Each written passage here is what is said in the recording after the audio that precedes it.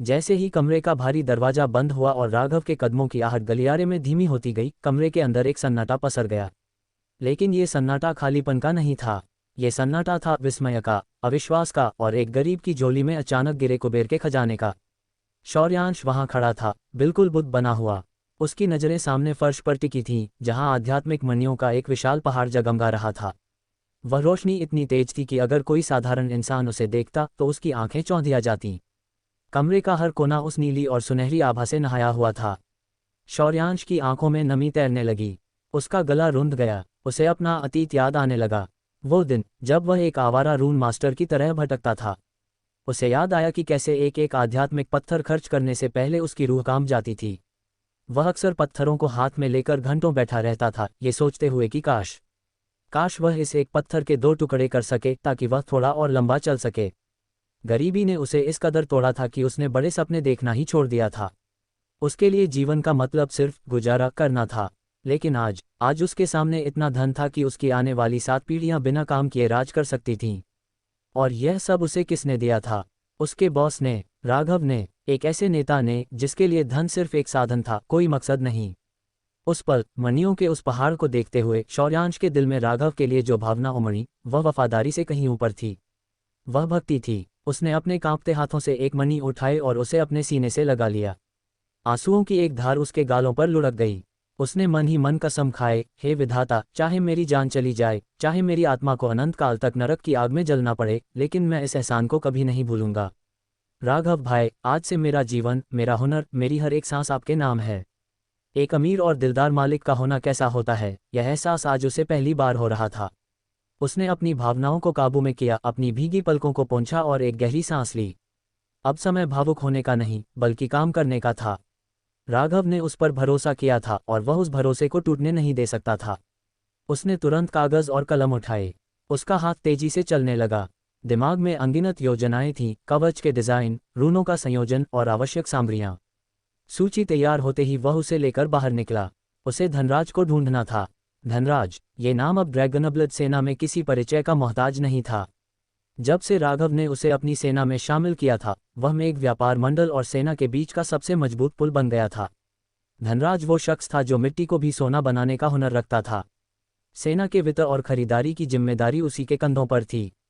वह हर काम इतनी सफाई और ईमानदारी से करता था कि राघव को कभी पैसे के मामलों में दखल देने की जरूरत नहीं पड़ी।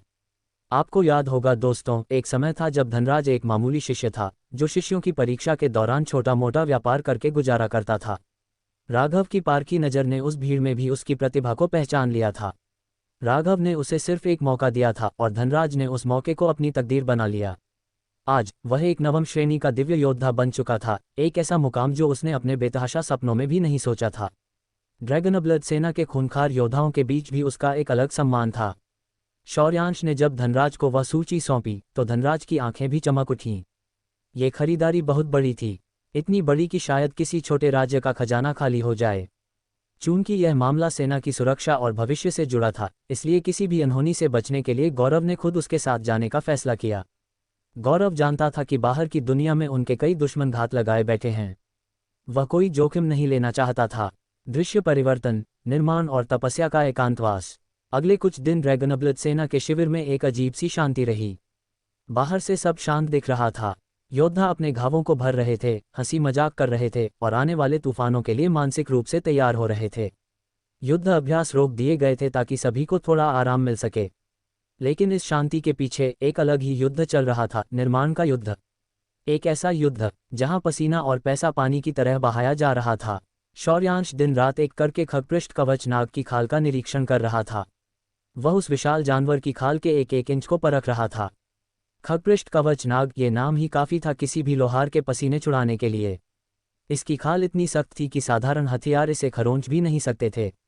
शौर्यांश को वे हिस्से चुनने थे जो सबसे मजबूत हों, लेकिन साथ ही रूनों की आध्यात्मिक ऊर्जा को सहन कर सकें। 3 दिन बाद जब गौरव और धनराज वापस लौटे तो वे अपने साथ सामग्रियों का ऐसा जखीरा लाए थे जिसे देखकर किसी भी सामान्य लोहार का दिल बैठ जाए। दुर्लभ धातुएं, उच्च कोटि के रसायनों की शीशियां और तरह तरह के जादुई पत्थर। शौर्यांश ने जब उन उच्च कोटि की सामग्रियों को देखा तो उसे महसूस हुआ कि अमीरों की दुनिया कितनी भव्य और असीमित होती है। जिस चीज के बारे में वह पहले सिर्फ किताबों में पढ़ता था, आज वह उसके पैरों के पास ढेर लगी थी। सामान मिलते ही गौरव और शौर्यांश दुनिया से कटकर एकांतवास में चले गए। एक गुफा को उनकी कार्यशाला में बदल दिया गया। वहां भट्टियां धधक रही थीं और हथौड़ों की गूंज लगातार सुनाई दे रही थी। गौरव का काम था उस सख्त खाल को काटना और उसे कवच का रूप देना। लेकिन दोस्तों, जरा सोचिए उस दृश्य को। गौरव पसीने से लथपथ है, उसकी मांसपेशियों में तनाव है।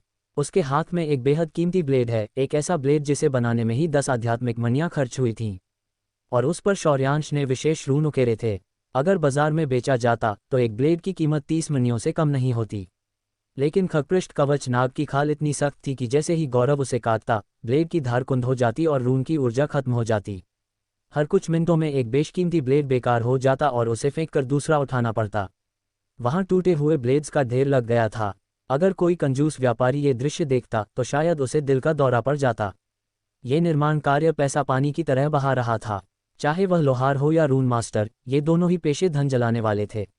एक सामान्य कल्टीवेटर की पूरी जिंदगी की कमाई यहाँ 1 घंटे में धुएं में उड़ रही थी।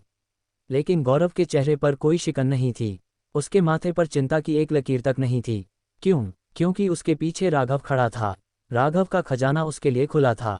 शौर्यांश, जिसने जीवन भर पाई पाई का हिसाब रखा था, अब खुद को धन्य महसूस कर रहा था। वह अपनी कला में पूरी तरह डूब चुका था। उसे अब इस बात की चिंता नहीं थी कि सामग्री खत्म हो जाएगी या पैसा कम पड़ जाएगा।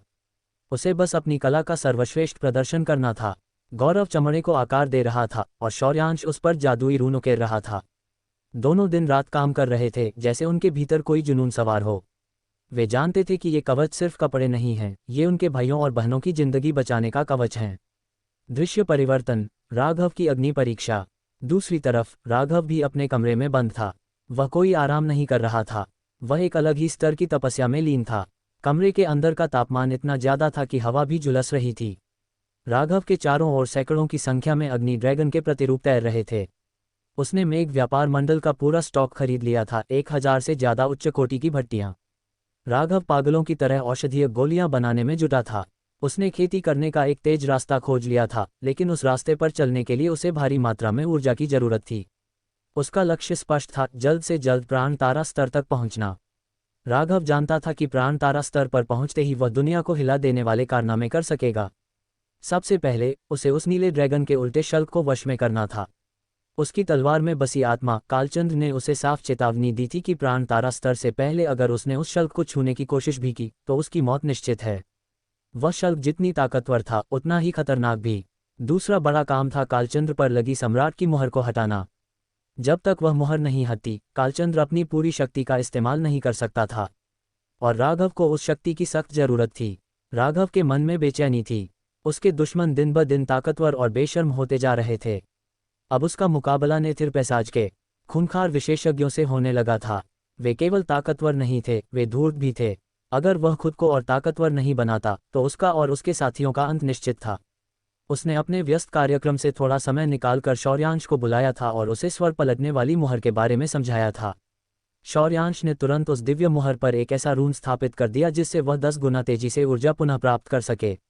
हालांकि वह अभी भी ईश्वरीय ऊर्जा को सीधे सोखने वाला रून नहीं बना सकता था, क्योंकि वह दिव्य रून बनाने के स्तर पर नहीं पहुंचा था। फिर भी राघव इस सुधार से संतुष्ट था। कम से कम अब उसकी मुहर लड़ाई के बीच में जवाब नहीं देगी। अनुराधा, सोनम, अनारा, सूर्यांश और अन्य साथी अभी भी एकांतवास में थे। पिछली लड़ाई के बाद उनकी आंतरिक शक्तियों में कुछ हलचल हुई थी और वे अपनी शक्तियों को जगाने की कोशिश कर रहे थे। राघव चिंतित नहीं था, बल्कि उत्साहित था। उनका अब तक बाहर न आना ये संकेत था कि वे सफलता के करीब हैं। वे तभी बाहर आएंगे जब वे अपनी नई शक्तियों को जागृत कर लेंगे।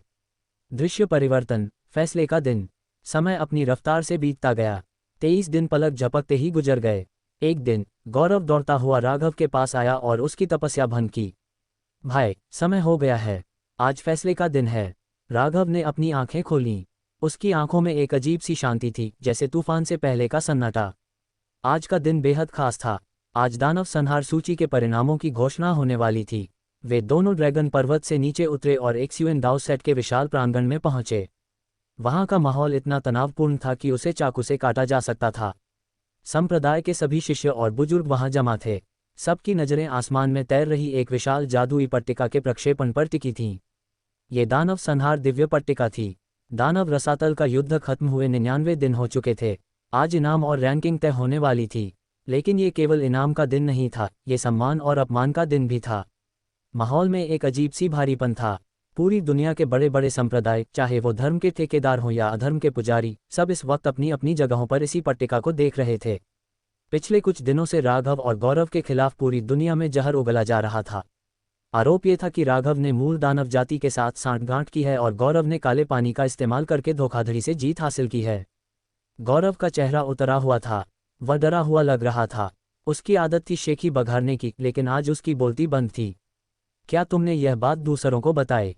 राघव ने धीरे से पूछा। नहीं भाई, मुझे लगा कि उनका मूड खराब हो जाएगा, गौरव ने फुसफुसाते हुए कहा। बहुत अच्छा, तुम समझदार हो गए हो। उनका गुस्सा उनकी साधना को प्रभावित कर सकता है, राघव ने सिर हिलाया। भाई, क्या सच में हमारी कोई उम्मीद नहीं बची? गौरव की आवाज में हताशा थी, जैसे एक बच्चा अपने पिता से उम्मीद की भीख मांग रहा हो। राघव ने उसकी ओर देखा, उसकी आंखों में एक चमक थी। क्या तुम सच सुनना चाहते हो या झूठ? गौरव ने कंधे झुका दिए। झूठ का कोई फायदा नहीं। हमारे दुश्मन बहुत ज्यादा हैं। धर्म के मार्ग के कम से कम 80% विशेषज्ञ हमारे दुश्मन हैं। अगर वे सभी उस दिव्य पट्टिका से प्रार्थना करेंगे कि हमारा नाम हटा दिया जाए, तो निश्चित रूप से हमारा नाम काट दिया जाएगा। राघव मुस्कुराया। उसने गौरव के कंधे पर हाथ रखा। इतने निराश मत हो, किस्मत बदलने के मौके बार बार आते हैं, लेकिन अगर तुम इस एक मौके के जाने से टूट जाओगे तो अगला मौका भी हाथ से निकल जाएगा। मेरी तरफ देखो, मैंने कभी किस्मत के भरोसे नहीं जिया। मैंने हर अवसर अपनी मेहनत और संघर्ष से छीना है। क्या मैं कभी रोया? क्या मैं कभी उन लोगों से कमतर साबित हुआ? गौरव ने राघव को देखा। उसकी आंखों में चमक लौट आई। आप सही कह रहे हैं भाई, आप सबसे ताकतवर इंसान हैं जिसे मैं जानता हूँ। कोई आपको हरा नहीं सकता। राघव ने उसे एक रहस्यमयी मुस्कान दी और कहा, तो फिर सुनो। आज इस समस्या का कोई समाधान नहीं है, इसलिए इसके बारे में सोचना बेकार है। समय को बीतने दो और कल तुम पाओगे कि अरे तेरी की, कल भी कोई समाधान नहीं है। भाई, आप बकवास कर रहे हैं। गौरव झुंझला गया। अरे पूरी बात तो सुन।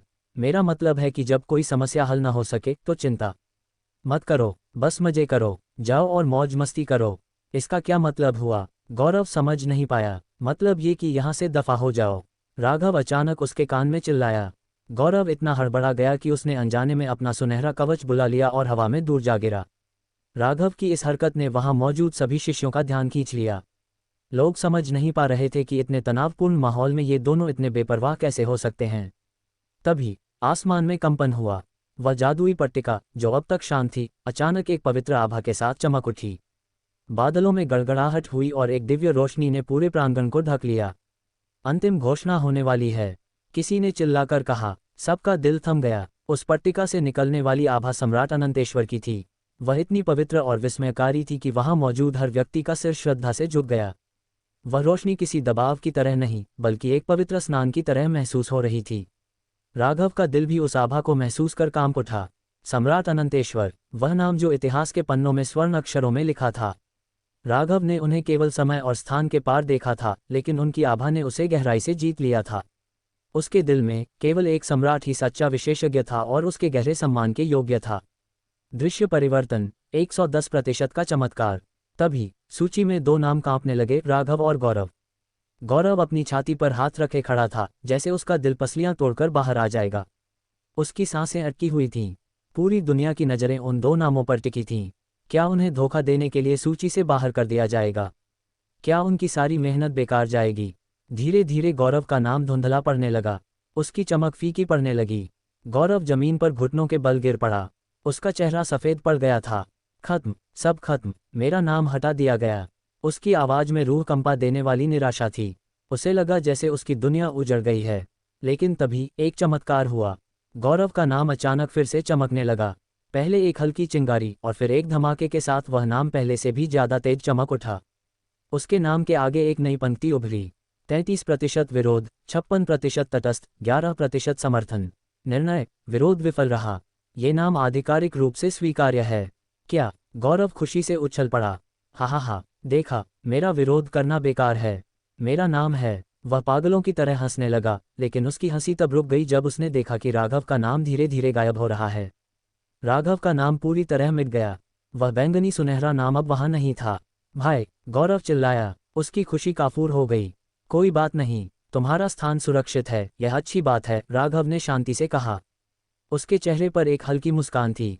राघव का नाम सूची से गायब हो चुका था। एक्सयूएन दाओ सेट के शिष्यों में आक्रोश की लहर दौड़ गई।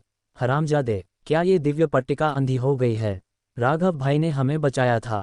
यह अन्याय है। वे धोखेबाज हैं। राघव भाई ने अपनी ताकत से पहला स्थान हासिल किया था। शिष्य चिल्ला रहे थे, रो रहे थे, गालियां दे रहे थे। उनका गुस्सा जायज था। वे जानते थे कि अगर राघव नहीं होता तो वे दानव रसातल से जिंदा वापस नहीं आते। वे गवाह थे राघव की वीरता के। बुजुर्गों ने उन्हें शांत करने की कोशिश की, शांति बनाए रखें, सम्राट की निंदा न करें। लेकिन शिष्यों का खून खौल रहा था। राघव मुस्कुराया और बोला, दोस्तों शांत हो जाओ। अगर मेरा नाम हट भी गया तो क्या हुआ? मैं राघव हूँ, मुझे किसी पट्टिका की जरूरत नहीं अपनी पहचान साबित करने के लिए। आपने मेरे साथ लड़ाई लड़ी है, आप जानते हैं सच क्या है। और मेरे लिए आप लोगों का ये समर्थन किसी भी रैंकिंग से बड़ा है। उसकी बातों ने शिष्यों की आंखों में आंसू ला दिए। वे अपने नेता के लिए जान देने को तैयार थे। तभी भीड़ में से किसी ने चीख कर कहा, रुको, देखो, राघव भाई का नाम वापस आ रहा है। सब ने ऊपर देखा। पहले तो कुछ नहीं दिखा, लेकिन फिर धीरे धीरे राघव का नाम सुनहरे बैंगनी अक्षरों में उभरने लगा। वह इतना चमकदार था कि सूरज भी उसके सामने फीका पड़ जाए। वह नाम धीरे धीरे स्पष्ट हुआ और फिर पूरी ताकत से चमक उठा। और उसके आगे जो लिखा था उसने पूरी दुनिया के होश उड़ा दिए, गणित के नियमों को ध्वस्त कर दिया। 64% विरोध, 13% तटस्थ, 110% समर्थन। क्या 110%? लोग हैरान थे। गणित के हिसाब से यह असंभव था। 100% से ज्यादा समर्थन कैसे हो सकता है? क्या पट्टिका खराब हो गई थी? राघव की मुस्कान अब एक विजयी हंसी में बदल गई। उसकी आंखें चमक उठीं। ये वे हैं, आत्मा लोक की बहनें। गौरव भी चिल्लाया, वे हमारा समर्थन कर रही हैं। दोस्तों, आत्मा लोक की प्रार्थनाओं में 110% आभार एक पवित्र वाक्यांश होता है।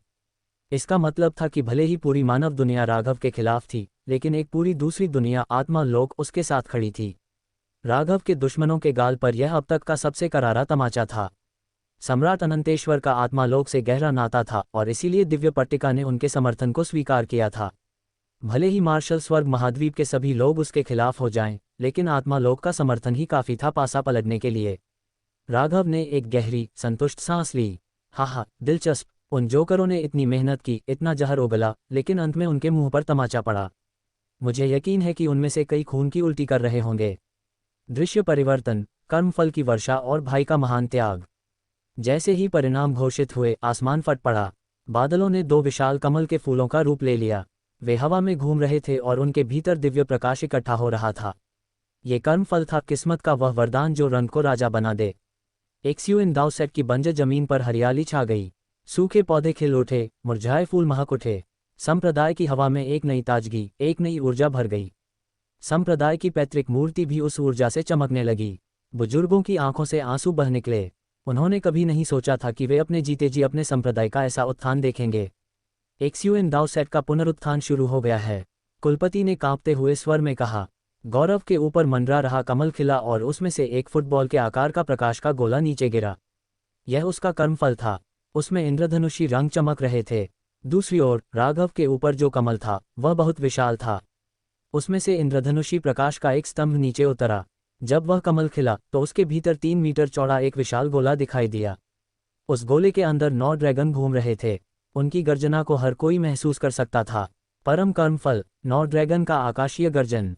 कुलपति ने विस्मय से कहा, यह किस्मत का वह स्तर था जो केवल किंवदंतियों में सुना गया था। गौरव खुशी से अपना हाथ आगे बढ़ाने ही वाला था कि राघव ने उसे रोक दिया। रुको, राघव की आवाज सख्त थी। क्या हुआ भाई? गौरव हैरान था। राघव अपनी जगह से आगे बढ़ा, अपना विशाल गोला गौरव की तरफ बढ़ाया और गौरव का छोटा गोला खुद पकड़ लिया। ये लो, आज से तुम्हारी किस्मत मेरी है और मेरी तुम्हारी। सन्नाटा छा गया। वहां मौजूद हजारों शिष्य और बुजुर्ग पत्थर की मूर्ति बन गए। क्या कोई अपनी किस्मत बदल सकता है? वह भी इतनी बड़ी कुर्बानी। परम कर्मफल को कोई कैसे त्याग सकता है? भाई, आप यह नहीं कर सकते।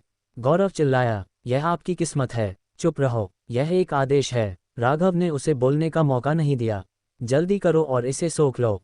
ड्रैगनब्लड सेना में मुझे सबसे ज्यादा चिंता तुम्हारी होती है। तुम ताकतवर हो लेकिन दिखावा बहुत करते हो। ये बड़ी किस्मत तुम्हें युद्ध के मैदान में सुरक्षित रखेगी। मुझे अब तुम्हारी इतनी चिंता नहीं करनी पड़ेगी। गौरव की आंखों से आंसू बह निकले। वह कुछ बोल नहीं पाया, बस उस विशाल गोले को अपने अंदर समाने लगा। राघव की ये दरियादिली, ये त्याग वहां मौजूद हर योद्धा के दिल को छू गया। जैसे ही वह प्रकाश उसके अंदर गया, गौरव एक देवता की भांति चमकने लगा। उसके चारों ओर एक पवित्र आभा थी। लेकिन कहानी अभी खत्म नहीं हुई थी। राघव ने गौरव से लिया हुआ वह छोटा गोला खुद इस्तेमाल नहीं किया। वह मुड़ा और सीधे शौर्यांश के पास गया। भाई, मैं। शौर्यांश घबरा गया। वह समझ गया था कि राघव क्या करने वाला है। वह पीछे हट गया। मैं इसके लायक नहीं हूँ भाई, ये भाभी जी लोगों के लिए रखिए, मैं तो बस एक रून मास्टर हूँ। राघव ने उसकी एक न सुनी और वह गोला सीधे शौर्यांश के शरीर पर दे मारा। गोला टकराया और दिव्य प्रकाश में विस्फोट हो गया। ज्यादा भावुक मत हो, तुम्हारा शरीर कमजोर है, तुम एक रून मास्टर हो, तुम सीधे लड़ाई नहीं कर सकते। अगर कोई हत्यारा आया तो तुम सबसे पहले मारे जाओगे। मुझे अपनी सेना का हर भाई जिंदा चाहिए। तुम्हारी सुरक्षा का मतलब है पूरी सेना की सुरक्षा। चुपचाप इसे सोख लो। शौर्यांश कांपते हुए उसे सोखने की कोशिश करने लगा। वह राघव के इस उपकार के बोझ तले दब गया था। भाई, ये जीवन अब आपका है, उसने रुंधे गले से कहा। लेकिन तभी एक गड़बड़ हो गई। वह गोला शौर्यांश के शरीर में प्रवेश नहीं कर रहा था। वह बिखरने लगा। शौर्यांश ने अपनी पूरी ताकत लगा दी, लेकिन वह दिव्य प्रकाश उसे स्वीकार नहीं कर रहा था। वह प्रकाश उसे छोड़कर वापस आसमान की ओर जाने लगा। विजेंद्र चिल्लाए, राघव, यह नहीं हो सकता। ये कर्मफल केवल शीर्ष 10 विजेताओं के लिए है। शौर्यांश का नाम सूची में नहीं है, इसलिए स्वर्ग के नियम उसे स्वीकार नहीं करेंगे। उसे ये किस्मत नहीं मिल सकती। स्वर्ग इसे वापस ले रहा है। शौर्यांश घबरा गया। भाई, ये गायब हो रहा है, आप इसे ले लीजिए, जल्दी कीजिए। राघव की आंखों में एक खतरनाक चमक आ गई। उसने आसमान की ओर देखा और उसके चेहरे पर एक क्रूर मुस्कान आ गई। चूंकि यह अब मेरा है तो मैं जिसे चाहे दे सकता हूँ।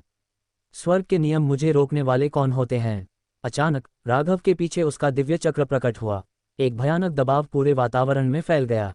दुनिया थम गई। राघव के चक्र में मौजूद 5 सितारों ने उस बिखरते हुए इंद्रधनुषी प्रकाश को जबरदस्ती जकड़ लिया। गड़गड़ाहट, आसमान में बिजलियां कड़कने लगीं। बादलों का रंग बदल गया। स्वर्ग नाराज था। यह नियमों का खुला उल्लंघन था। स्वर्ग की इच्छा को चुनौती दी जा रही थी। एक नश्वर इंसान स्वर्ग की इच्छा के विरुद्ध जाकर किस्मत बांटने की कोशिश कर रहा था। राघव, तुम स्वर्ग के नियमों के खिलाफ नहीं जा सकते, ये तबाही लाएगा। कुलपति चिल्लाए। वे डर गए थे कि कहीं स्वर्ग का कहर उन सब पर न टूट पड़े। लेकिन विजेंद्र ने उन्हें रोका। उसे करने दो, राघव के अपने तरीके हैं। वह विद्रोही है। आसमान से एक भयानक दबाव नीचे आया, जैसे पूरी दुनिया राघव को कुचल देना चाहती हो। वहां मौजूद हर शिष्य की रूह कांप गई। उन्हें लगा जैसे उनकी आत्मा शरीर छोड़ देगी। भाई, ये स्वर्ग का क्रोध है। शौर्यांश कांप रहा था। वह डर के मारे पीला पड़ गया था।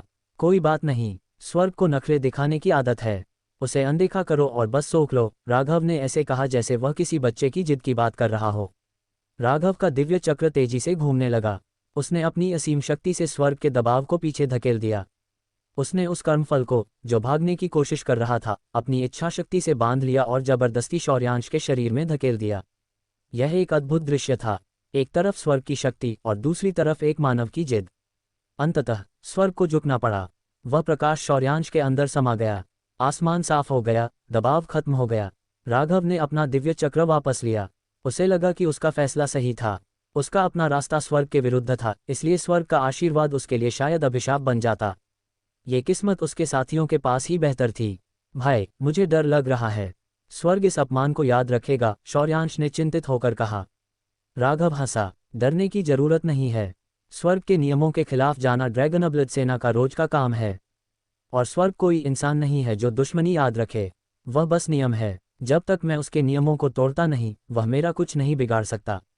जब स्वर्ग का क्रोध शांत हुआ और शौर्यांश सुरक्षित रूप से उस दिव्य आशीर्वाद को अपने भीतर समा चुका था, तब वहां मौजूद हर शख्स ने राहत की सांस ली। लेकिन अभी वह राहत पूरी तरह महसूस भी नहीं कर पाए थे कि अचानक सबकी नजरें एक अजीबोगरीब दृश्य पर जा टिकीं। गौरव, जी हाँ, वही गौरव जिसे अभी अभी दुनिया की सबसे महान और दुर्लभ किस्मत, नौ ड्रैगन का आकाशीय गर्जन, मिला था। वह गौरव, जो अब एक देवता की तरह चमकना चाहिए था, वह जमीन पर उकड़ूं बैठा था। उसके हाथ में कोई हथियार नहीं, बल्कि एक छोटी सी कुदाल थी, और वह पागलों की तरह उस पवित्र प्रांगण की ईंटें उखाड़ने में लगा था। यह क्या कर रहा है? विजेंद्र की आंखें फटी की फटी रह गईं। एक स्यूइन दाओ सेट का सबसे पवित्र प्रांगण, जहां शिष्यों को पैर रखने से पहले 100 बार सोचना पड़ता था, वहां गौरव खुदाई कर रहा था। गौरव ने किसी की ओर नहीं देखा। उसकी जीभ बाहर निकली हुई थी और वह किसी भूखे कुत्ते की तरह जमीन खोद रहा था। खच खच खच। अचानक उसकी कुदाल किसी धातु से टकराए। 1 टन की आवाज आई। गौरव ने जल्दी जल्दी मिट्टी हटाई और वहां से एक मुट्ठी के आकार का जंग लगा हुआ तांबे का टुकड़ा बाहर निकाला। उस टुकड़े पर धूल जमी थी, लेकिन जैसे ही गौरव ने उसे अपनी आस्तीन से पोंछा, उसमें से एक हल्की लेकिन स्पष्ट दिव्य आभा फूट पड़ी। ये तो एक दिव्य अस्त्र का टुकड़ा है। कुलपति ने पहचान लिया। ये हजारों साल पहले हुए किसी महायुद्ध का अवशेष है जो आज तक किसी को नहीं मिला था। गौरव उस टुकड़े को हवा में लहराते हुए पागलों की तरह हंसने लगा। हा, देखा, मैंने कहा था ना, किंवदंतियां सच हैं। जिसके पास परम कर्मफल होता है, वह अगर कीचड़ में भी हाथ डालेगा तो सोना ही निकलेगा। मैं अमीर हो गया, मैं अब दुनिया का सबसे अमीर आदमी बनूंगा। हा, उसकी हंसी अभी अपने चरम पर थी कि तभी धड़ाम, राघव का पैर पूरी ताकत के साथ गौरव के पीछे पड़ा। गौरव किसी गेंद की तरह हवा में उड़ता हुआ दूर जा गिरा और धूल के गुबार में गायब हो गया। गधे कहीं के, राघव चिल्लाया, उसका चेहरा शर्म और गुस्से से लाल हो रहा था। थोड़ी तो गरिमा रखो, तुम्हें दुनिया की सबसे बड़ी किस्मत मिली है और तुम यहाँ मजदूरों की तरह खुदाई कर रहे हो। क्या मेरी नाक कटवा कर ही मानोगे? वहां मौजूद शिष्यों की हंसी छूट गई। तनाव का वह भारी माहौल जो कुछ पल पहले जानलेवा लग रहा था, अब हल्का हो गया था। लेकिन गौरव, वह तो गौरव था। धूल झाड़ते हुए वह खड़ा हुआ, उसके चेहरे पर दर्द का कोई नामोनिशान नहीं था, बल्कि एक बेशर्म मुस्कान थी। वह फिर से जमीन की ओर देखने लगा, जैसे सोच रहा हो कि अगली खुदाई कहाँ करनी है। शौर्यांश ने अपना माथा पीट लिया। उसे समझ आ गया कि अगर उसने अभी हस्तक्षेप नहीं किया तो गौरव पूरे संप्रदाय को खोद कर रख देगा। वह दौड़कर गया और गौरव को कॉलर से पकड़कर घसीटते हुए वहां से ले गया। छोड़ मुझे, वहां उस खंभे के नीचे मुझे कुछ महसूस हो रहा है। बस एक और ईंट, बस एक और। गौरव की आवाज दूर होती गई। राघव ने गहरी सांस ली और अपना सिर हिलाया। इस लड़के का कुछ नहीं हो सकता, भगवान ही मालिक है इसका। दृश्य परिवर्तन, मीनार के भीतर का रहस्य। जब तमाशा खत्म हुआ तो राघव एक्सयूएन मीनार के सबसे ऊपरी कक्ष में विजेंद्र और कुलपति के साथ बैठा था। बाहर का शोर अब थम चुका था। यहाँ केवल शांति थी और चाय की हल्की महक। कुलपति ने राघव की ओर देखा, उनकी आंखों में गर्व और कृतज्ञता के आंसू थे।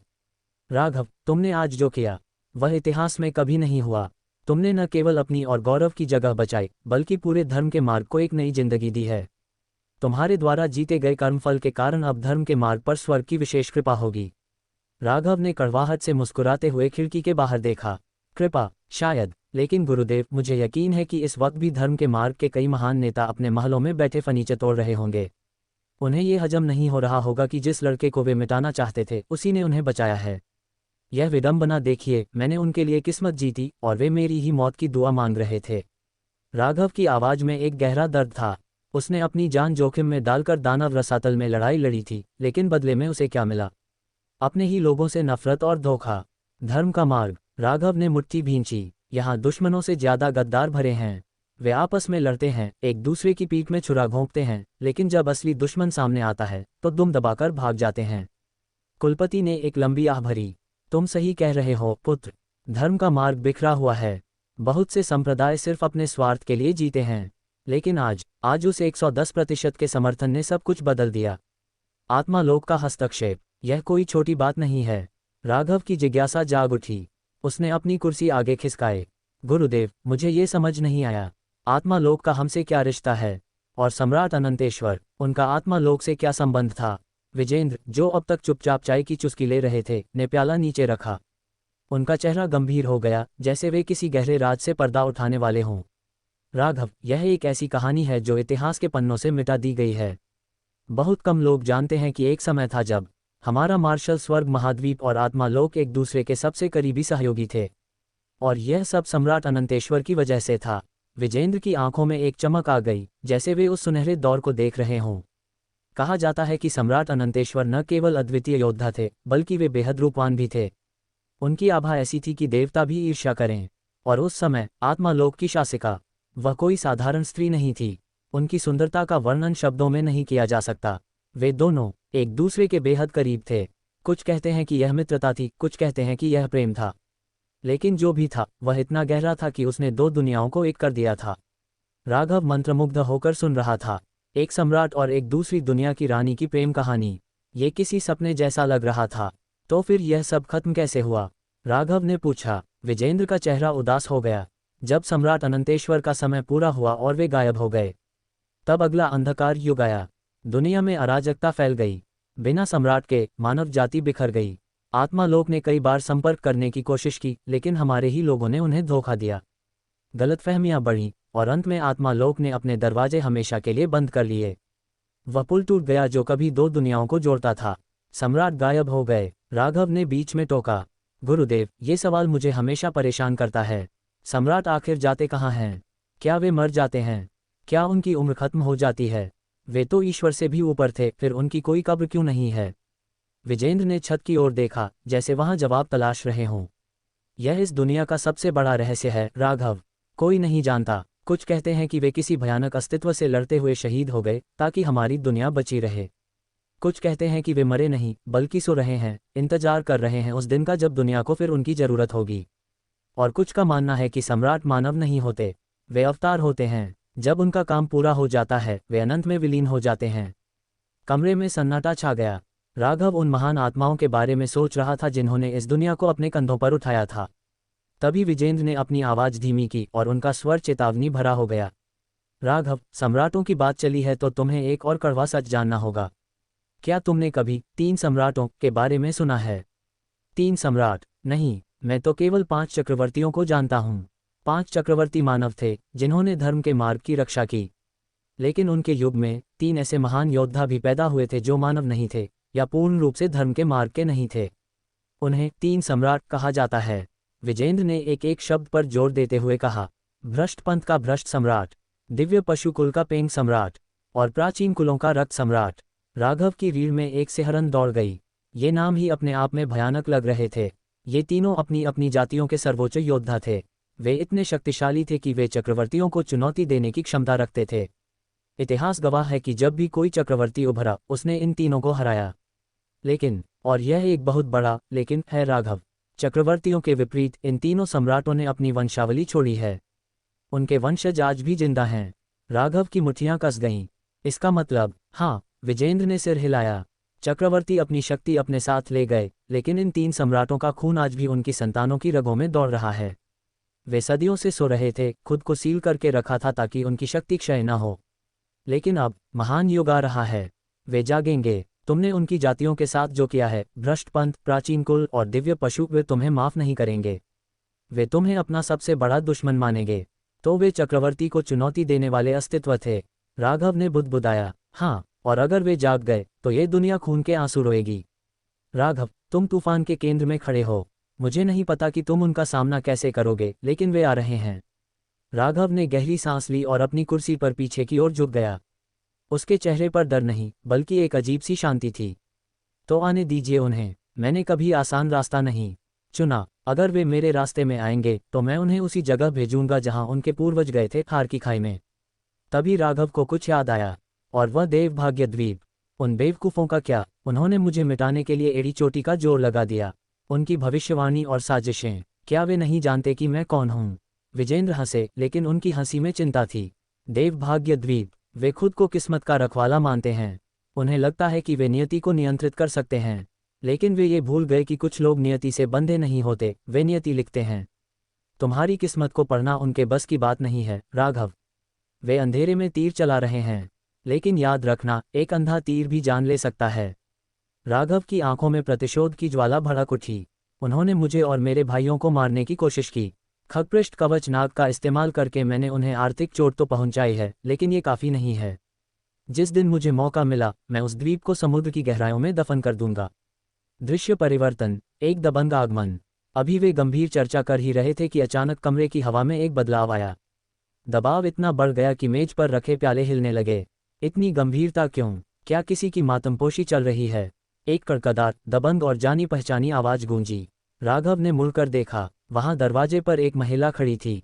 उसका व्यक्तित्व इतना विशाल था कि पूरा कमरा छोटा लगने लगा। ये रागनी थी, मार्शल स्वर्ग गठबंधन की प्रमुख। वह महिला जिसके इशारे पर धर्म का मार्ग चलता था। विजेंद्र और कुलपति सम्मान में खड़े होने ही वाले थे कि रागनी ने हाथ हिलाकर उन्हें रोक दिया। अरे बैठो बैठो, हम सब पुराने साथी हैं, ये औपचारिकता रहने दो। राघव की ओर मुड़कर उन्होंने एक बड़ी, दिल खोलकर मुस्कान दी। राघव, तुमने तो कमाल कर दिया। सच कहूं तो पिछले कुछ दिनों से मैं अपने कमरे से बाहर नहीं निकली थी। मुझे शर्म आ रही थी कि मैं तुम्हें बचा नहीं पाए, लेकिन आज तुमने मेरा सीना गर्व से चौड़ा कर दिया है। वह राघव के पास आई और उसकी पीठ थपथपाई इतनी जोर से कि किसी सामान्य इंसान की हड्डियां टूट जातीं। उन पुराने बेवकूफ़ों के चेहरे देखने लायक थे जब तुम्हारा नाम वापस आया। खासकर वो पिल वैली वाले और प्राचीन कुल के बूढ़े। उनके मुंह ऐसे लटक गए थे जैसे किसी ने उनकी दाढ़ी नोच ली हो। हा हा हा, रागनी की हंसी पूरे टावर में गूंज उठी। लेकिन एक बात का दुख है, रागनी का चेहरा थोड़ा नर्म हो गया। वो बूढ़ा भूत अभी तक नहीं जागा। अगर वह जाग रहा होता तो तुम्हारी यह जीत देखकर खुशी से पागल हो जाता। राघव समझ गया कि वे उस रहस्यमयी बूढ़े आदमी की बात कर रही हैं जो उसे अक्सर बचाने आता था। वह ठीक तो हैं? राघव ने पूछा। हाँ, बस अपनी गहरी नींद में हैं। जब जागेंगे तो तबाही मचाएंगे। रागनी ने आंख मारी। फिर उनका चेहरा थोड़ा गंभीर लेकिन उत्साहित हो गया। खैर, पुरानी बातें छोड़ो। राघव, अपना बोरिया बिस्तर बांध लो। क्यों, क्या हुआ? राघव हैरान था। मेरे साथ मध्य क्षेत्र सेंट्रल शैन रीजन चलो, रागनी ने रहस्यमयी अंदाज में कहा। मेरे पास तुम्हारे लिए कुछ है। एक ऐसा तोहफा, एक ऐसा अवसर जो शायद तुम्हारी जिंदगी बदल दे। और हाँ, ये तोहफा मुफ्त नहीं है, इसके लिए तुम्हें मेहनत करनी होगी, लेकिन इनाम ऐसा है जिसके लिए लोग अपनी जान दे सकते हैं। विजेंद्र और कुलपति एक दूसरे को देखकर मुस्कुराए। वे जानते थे कि रागनी अगर कुछ देने की बात कर रही हैं तो वह कोई मामूली चीज़ नहीं होगी। ये राघव की यात्रा का अगला बड़ा मोड़ था। राघव ने रागनी की आंखों में देखा। वहां चुनौती थी, रोमांच था और एक वादा था, शक्ति का। मैं तैयार हूं, राघव ने दृढ़ता से कहा। चाहे वह 3 सम्राट हो, देवभाग्य द्वीप हो या कोई नया रोमांच, मैं हर चीज के लिए तैयार हूं। रागनी ने जोर से ठहाका लगाया। यही जज्बा चाहिए। तो चलो, दुनिया को दिखाते हैं कि असली तूफान किसे कहते हैं। और इसी के साथ एक्सयूएन दाव सेट की वह शाम ढल गई, लेकिन राघव के जीवन का एक नया सूरज उगने वाला था। एक ऐसा सूरज जो अपने साथ नई चुनौतियां, नए दुश्मन और बेहिसाब ताकत लेकर आने वाला था। दोस्तों, नियति जब करवट बदलती है तो वह पहले से दस्तक नहीं देती। लेकिन जब राघव जैसा कोई विद्रोही सामने खड़ा हो तो नियति भी अपने पत्ते बहुत सोच समझकर खेलती है। एक्सयूएन दाव सेट के उस प्राचीन टॉवर में, जहां अभी अभी इतिहास रचा गया था, अब भविष्य की एक नई बिसात बिछाई जा रही थी। रागनी, मार्शल स्वर्ग गठबंधन की प्रमुख, ने राघव के सामने एक ऐसा प्रस्ताव रखा जिसने उसकी आंखों में लालच और जिज्ञासा दोनों की चमक पैदा कर दी। एक बहुत बड़ा लाभ। कितना बड़ा? राघव लगभग चिल्ला पड़ा। उसकी आवाज में एक बच्चे जैसा उत्साह था जिसे पता चला हो कि उसे दुनिया का सबसे बड़ा खिलौना मिलने वाला है। रागनी उसे देखकर हंस पड़ी। उनकी हंसी में एक माँ जैसी डांट और एक नेता जैसा अधिकार दोनों था। अरे, तुम तो अभी से सवाल जवाब करने लगे। इतनी बातें क्यों बना रहे हो? क्या तुम्हें यह नहीं चाहिए? अगर नहीं चाहिए तो कोई बात नहीं, मैं यह मौका किसी और को दे देती हूँ। राघव का चेहरा उतरते देख विजेंद्र बीच में बोले, उनका स्वर गंभीर और सम्मानजनक था। राघव, अगर गठबंधन प्रमुख स्वयं किसी लाभ की बात कर रही हैं तो यकीन मानो वह साधारण नहीं हो सकता। वह इतना विशाल है कि तुम्हारा पूरा जीवन बदल सकता है। लेकिन याद रखना, प्रमुख तुम्हें केवल एक मौका दे सकती हैं। उस लाभ को हासिल करना या न करना, ये पूरी तरह तुम्हारी अपनी ताकत और किस्मत पर निर्भर करेगा। विजेंद्र और कुलपिता दोनों जानते थे कि रागनी किस चीज़ की बात कर रही हैं, लेकिन उन्होंने जानबूझकर उसका नाम नहीं लिया। ये रहस्य राघव की बेचैनी को और बढ़ा रहा था। राघव के चेहरे पर फिर से वही पुरानी शरारती मुस्कान लौट आई। उसने कंधे उचकाते हुए कहा, हे, मैं तो बस मजाक कर रहा था। जब गठबंधन प्रमुख खुद मुझे कुछ दे रही हैं तो चाहे वह जहर हो या अमृत, मैं उसे स्वीकार करूंगा। आखिर हमारे संबंध इतने अच्छे जो हैं। राघव को अभी भी नहीं पता था कि वह तोहफा क्या है, लेकिन उसे इतना यकीन था कि रागनी, जिन्हें वह अपनी मुन्हबोली माँ जैसा मानता था, उसे कुछ भी साधारण नहीं देंगी। रागनी ने घड़ी की ओर देखा। उनके चेहरे पर व्यस्तता साफ झलक रही थी। ठीक है, बातें बहुत हो गईं। हमें तुरंत निकलना होगा। मेरे पास समय बहुत कम है। अरे, मुझे थोड़ा समय तो दीजिए। मुझे अपने कुछ जरूरी काम निपटाने हैं, राघव ने आग्रह किया। रागनी ने उसे घूरकर देखा और सिर हिलाया। तुम्हारी बातें सुनकर तो ऐसा लगता है जैसे तुम मुझसे भी ज्यादा व्यस्त हो। जल्दी करो। रागनी का आदेश मिलते ही राघव वहां से ऐसे गायब हुआ जैसे हवा का कोई झोंका हो। धुआं भी नहीं बचा, बस उसकी जगह खाली हो गई। जब राघव चला गया तो विजेंद्र के चेहरे पर चिंता की लकीरें उभर आईं। उन्होंने रागनी की ओर मुड़कर धीमे स्वर में कहा, प्रमुख, क्या आप तैयार हैं? राघव का इस समय मध्य क्षेत्र में जाना, ये शांत झील में चट्टान फेंकने जैसा होगा। वहां जबरदस्त लहरें उठेंगी। क्या आपने उसके परिणामों के बारे में सोचा है? रागनी ने नाक से कुड़ी। उनका अंदाज बेपरवाह था। मुझे तैयारी करने की क्या जरूरत है? जब वह बदमाश मेरे साथ है तो कोई भी तैयारी काफ़ी नहीं होगी। मैं तो अब तैयारी करने की जहमत भी नहीं उठाती। उसे जो करना है करने दो। वह एक ऐसा तूफान है जिसे बांधा नहीं जा सकता। वह मार्शल स्वर्ग गठबंधन का शिष्य है और उस बूढ़े भूत का चहेता भी। जब तक मेरी सांसें चल रही हैं मैं उसे कोई आंच नहीं आने दूंगी। विजेंद्र ने सिर हिलाया। प्रमुख, आप गलत समझ रही हैं। सच कहूं तो मुझे राघव की चिंता बिल्कुल नहीं है। वह अपना ख्याल रख सकता है। मुझे चिंता उस हंगामे की है जो मध्य क्षेत्र में उसके पहुंचते ही मचेगा। मुझे डर है कि कहीं आप उस मुसीबत के लिए तैयार न हो जो वह अपने साथ लेकर जा रहा है। रागनी चौंक गईं। इतना बुरा भी नहीं हो सकता। ये सिर्फ एक विरासत को स्वीकार करने की बात है, और अभी तो ये भी तय नहीं है कि उसे वह मिलेगी या नहीं। वह भला क्या हंगामा खड़ा कर सकता है। विजेंद्र समझ गए कि रागनी ने राघव के साथ उतना समय नहीं बिताया है, इसलिए वे नहीं जानती कि वह सच में स्वर्ग का विद्रोही है। उसकी किस्मत में शांति शब्द लिखा ही नहीं है। विजेंद्र ने बहुत संभल कर शब्दों का चयन किया। मेरे पिछले कुछ वर्षों के अनुभव के आधार पर मैं बस इतना कह सकता हूं कि राघव जहां भी जाता है वहां शांति ज्यादा देर तक नहीं टिकती। भले ही वह मुसीबत को न ढूंढे, मुसीबत उसका पता पूछती हुई चली आती है। आपको मानसिक रूप से तैयार रहना चाहिए। रागनी कुछ पल सोचती रहीं, फिर उन्होंने सहमति में सिर हिलाया। तुम्हारी बात में दम है। ये छोटा शैतान वाकई में एक बड़ा मुसीबत बनाने वाला यंत्र है। ठीक है, मैं कुछ इंतजाम करूंगी। इसके बाद विजेंद्र ने रागनी को बताया कि कैसे राघव ने आदिम जातियों को मूर्ख बनाया था। उन्होंने शंभुक और उसकी सेना की पूरी कहानी सुनाई। सुनते सुनते रागनी का पेट हंसी के मारे दुखने लगा। वे कांपते हुए हंस रही थीं। कमाल है, रागनी ने आंसू पोंछते हुए कहा। अभी तक आदिम जातियों के इकट्ठा होने की कोई खबर नहीं आई थी। इसका मतलब साफ था कि वे अपनी हार को चुपचाप निगलने की तैयारी कर रहे थे। शंभुक का क्लोन राघव के हाथों मारा गया था क्योंकि उसने राघव को चुनौती दी थी। यह एक खुली लड़ाई थी जिसके हजारों गवाह थे, इसलिए कोई भी राघव पर उंगली नहीं उठा सकता था। जहां तक आदिम जातियों की बात है, उन्होंने नेत्रपैसाज के एक विशेषज्ञ को चेहरा छिपाकर एक कम स्तर के योद्धा से लड़ने भेजा था। यह अपने आप में बेहद शर्मनाक और बेशर्म हरकत थी। राघव ने जैसे को तैसा वाला सिद्धांत अपनाते हुए उनके घर में घुसकर उन्हें मारा और खगपृष्ठ कवचनाग को बुला लिया। ये पूरी तरह जायज था। रागनी ने मन ही मन सोचा कि अगर आदिम जातियां उनके सामने न्याय मांगने आईं तो वे खुद उनके मुंह पर तमाचा मारेंगी। लेकिन जब विजेंद्र ने देवभाग्य द्वीप का जिक्र किया तो रागनी का चेहरा सख्त हो गया। हंसी गायब हो गई। देवभाग्य द्वीप, वे इस स्तर तक गिर गए हैं। क्या अफवाहें सच हैं? क्या उनका पुराना द्वीप स्वामी दाओ जिंग्यान वाकई मर चुका है? रागनी ने हैरानी से पूछा।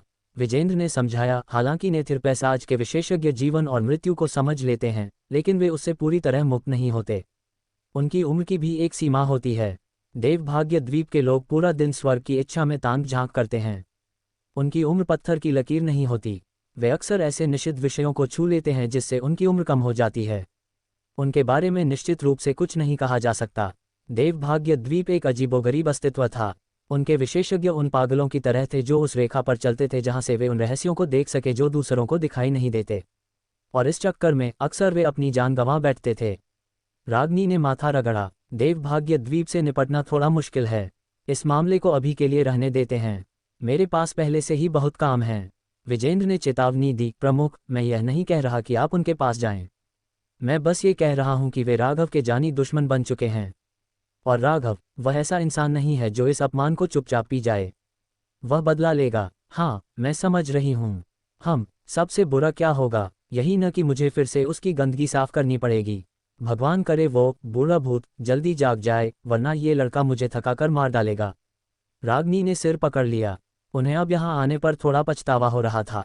दृश्य परिवर्तन, राघव की तैयारी और विदाई। वे तीनों बातें कर ही रहे थे कि राघव वापस आ गया। उसने जाने से पहले अपनी जिम्मेदारी पूरी की थी। उसने उन 90 हड्डियों के भालों को गौरव को सौंप दिया था और निर्देश दिया था कि इन्हें उन भाइयों में बांध दिया जाए जो लंबे हथियारों का उपयोग करते हैं। ये भाले कोई मामूली हथियार नहीं थे। ये अर्ध दिव्य अस्त्रों के स्तर के थे और उनकी मजबूती तो उससे भी कहीं ज्यादा थी। ये अनमोल खजाने थे। राघव ने अपनी दिव्य बिजली की शक्ति से उन पर शंभुक द्वारा छोड़ी गई किसी भी आध्यात्मिक छाप को मिटा दिया था। अब वे पूरी तरह से स्वतंत्र थे। उन हथियारों को अपनाने में योद्धाओं को थोड़ा समय जरूर लगेगा, लेकिन कालचंद्र ने उनके अंदर की आत्माओं को पहले ही इतना डरा दिया था कि अब वे ड्रैगनब्लड सेना के योद्धाओं का विरोध करने की हिम्मत नहीं करेंगी। सब कुछ व्यवस्थित करने के बाद राघव कालचंद्र को साथ लेकर मध्य क्षेत्र के लिए रवाना हुआ। रागनी की उड़ने वाली नाव किसी उल्कापिंड की तरह आसमान का सीना चीरती हुई उड़ रही थी। गति इतनी तेज थी कि नीचे के पहाड़ और नदियां धुंधली लकीरों की तरह दिख रहे थे। रास्ते में वे एक बंजर इलाके के ऊपर से गुजरे। नीचे की जमीन पूरी तरह काली पड़ी थी, जैसे वहां नरक की आग बरसी हो। राघव उस दृश्य को देखकर भावुक हो गया। ये स्वर्ग भक्षक वन का स्थान था जो कभी 7 खतरनाक क्षेत्रों में से एक माना जाता था। उस जगह को उसकी अपनी आग ने जलाकर राख कर दिया था। इतने समय बाद भी वह जमीन काली थी, वहां घास का एक तिनका भी नहीं उगा था। राघव को वह समय याद आया जब औषधीय घाटी के लोग उसका पीछा कर रहे थे। अपनी जान बचाने के लिए उसने स्वर्ग भक्षक वन और औषधीय घाटी के बीच लड़ाई करवा दी थी और वहां से भाग निकला था। उन यादों ने उसके दिल में एक टीस पैदा कर दी। रागनी ने नीचे देखते हुए मुस्कुराकर कहा, पूर्वी क्षेत्र के लोगों को तुम्हारा शुक्रिया अदा करना चाहिए। ये स्वर्ग भक्षक वन पहले उनके लिए मध्य क्षेत्र जाने के रास्ते में एक दीवार की तरह खड़ा था। अब जब ये खत्म हो गया है तो लोग महाद्वीप में ज़्यादा आसानी से यात्रा कर सकते हैं। कम शक्ति वाले लोग भी अब मध्य क्षेत्र की झलक देख पा रहे हैं। राघव ने कड़वाहट से कंधे उचकाए। अफसोस की बात यह है कि भले ही कुछ लोग मेरे आभारी हों, लेकिन उससे कहीं ज़्यादा लोग इस वक्त मेरी मौत की दुआ मांग रहे हैं। रागनी ने दार्शनिक अंदाज में कहा, ईर्ष्या केवल उसे ही मिलती है जो औसत से ऊपर होता है। साधारण लोगों से कोई नहीं जलता। इसका कोई इलाज नहीं है। राघव हंसा, लेकिन उसकी हंसी में दर्द था। लेकिन आधी दुनिया का मुझसे जलना, क्या मैं इतना बड़ा निशाना हूँ? मुझे याद है कि कैसे दानव संहार सूची में मेरी रैंकिंग का विरोध करने के लिए आधी दुनिया एकजुट हो गई थी। अगर आत्मालोक ने हस्तक्षेप नहीं किया होता तो उसका पहला स्थान छीन लिया गया होता। भले ही राघव ऊपर से शांत दिख रहा था, लेकिन उसके अंदर अभी भी गुस्सा उबल रहा था। वह समझ सकता था अगर आदिम जातियां और दिव्य पशु उसका विरोध करते, वह प्राचीन कुल गठबंधन की दुश्मनी को भी स्वीकार कर सकता था। लेकिन जो बात उसे अंदर ही अंदर खाए जा रही थी वह ये थी कि धर्म के मार्ग के विशेषज्ञों ने भी उसका विरोध किया था। उसने धर्म के मार्ग के लिए लड़ाई लड़ी थी। उसने लोगों का नेतृत्व किया था, दानव रसातल के राक्षसों से लोहा लिया था। उसके कई साथियों ने महाद्वीप की रक्षा के लिए अपनी जान कुर्बान कर दी थी। और बदले में उसे क्या मिला? अपने ही लोगों का विरोध और नफरत। रागनी ने एक लंबी आह भरी। तुम उन्हें दोष नहीं दे सकते। तुम्हें औषधीय घाटी और उन बड़ी शक्तियों को दोष देना चाहिए जो उन्हें उकसा रहे हैं और तुम्हारे खिलाफ झूठ फैला रहे हैं। राघव का चेहरा सख्त हो गया। उसने रागनी की आंखों में सीधे देखा। नहीं, मैं आपके इस विचार से सहमत नहीं हूं, प्रमुख। अगर उनके दिलों में लालच, ईर्ष्या और द्वेष न होता तो वे दूसरों के बहकावे में इतनी आसानी से न आते। वे लोग निश्चित रूप से अच्छे नहीं हैं। वे सही और गलत में भी फर्क नहीं कर सकते। राघव की आवाज़ ऊंची हो गई। तो गठबंधन प्रमुख, यह मत सोचिए कि वे निर्दोष हैं सिर्फ इसलिए क्योंकि वे नासमझ हैं। मूर्खता कोई ढाल नहीं है जिसके पीछे वे छिप सकें। अज्ञानता जानबूझकर किसी का अपमान करने का बहाना नहीं हो सकती। मैं आपको ये स्पष्ट करना चाहता हूँ, हम ऐसे लोगों को अपने रास्ते का कांटा नहीं बनने दे सकते। जब हम मध्य क्षेत्र पहुँचेंगे तो मैं किसी को भी जानबूझकर मेरे लिए मुश्किलें खड़ी करने नहीं दूंगा। अगर किसी ने कोशिश की तो मैं सीधे उसे तमाचा मारूंगा, चाहे वह कोई भी हो। मैं बस आपको पहले से बता रहा हूँ। राघव ने अपनी बात बहुत साफ कर दी थी। अगर उसे बेवकूफ़ों का झुंड मिला तो वह अपना गुस्सा दबाएगा नहीं। वह नहीं चाहता था कि रागनी बाद में हैरान हो। रागनी ने उसे घूर कर देखा, फिर झुंझलाते हुए कहा, तुम बिल्कुल उस बूढ़े भूत जैसे हो, गोबर में सने हुए पत्थर की तरह बदबूदार और सख्त। राघव का ये चरित्र उस बूढ़े आदमी से बहुत मिलता जुलता था। हालांकि राघव में एक बात बेहतर थी, कम से कम वह चेतावनी तो देता था ताकि सामने वाला तैयार हो सके। वह बूढ़ा तो बिना बताए ही फट पड़ता था, जिससे निपटना रागनी के लिए मुश्किल हो जाता था। शायद इसीलिए उनकी आपस में कभी बनी नहीं। फिर रागनी का चेहरा नरम पड़ गया। उनकी आवाज़ में एक गहरी थकान और सच्चाई आ गई। चिंता मत करो, तुम अभी भी मार्शल स्वर्ग गठबंधन के शिष्य हो।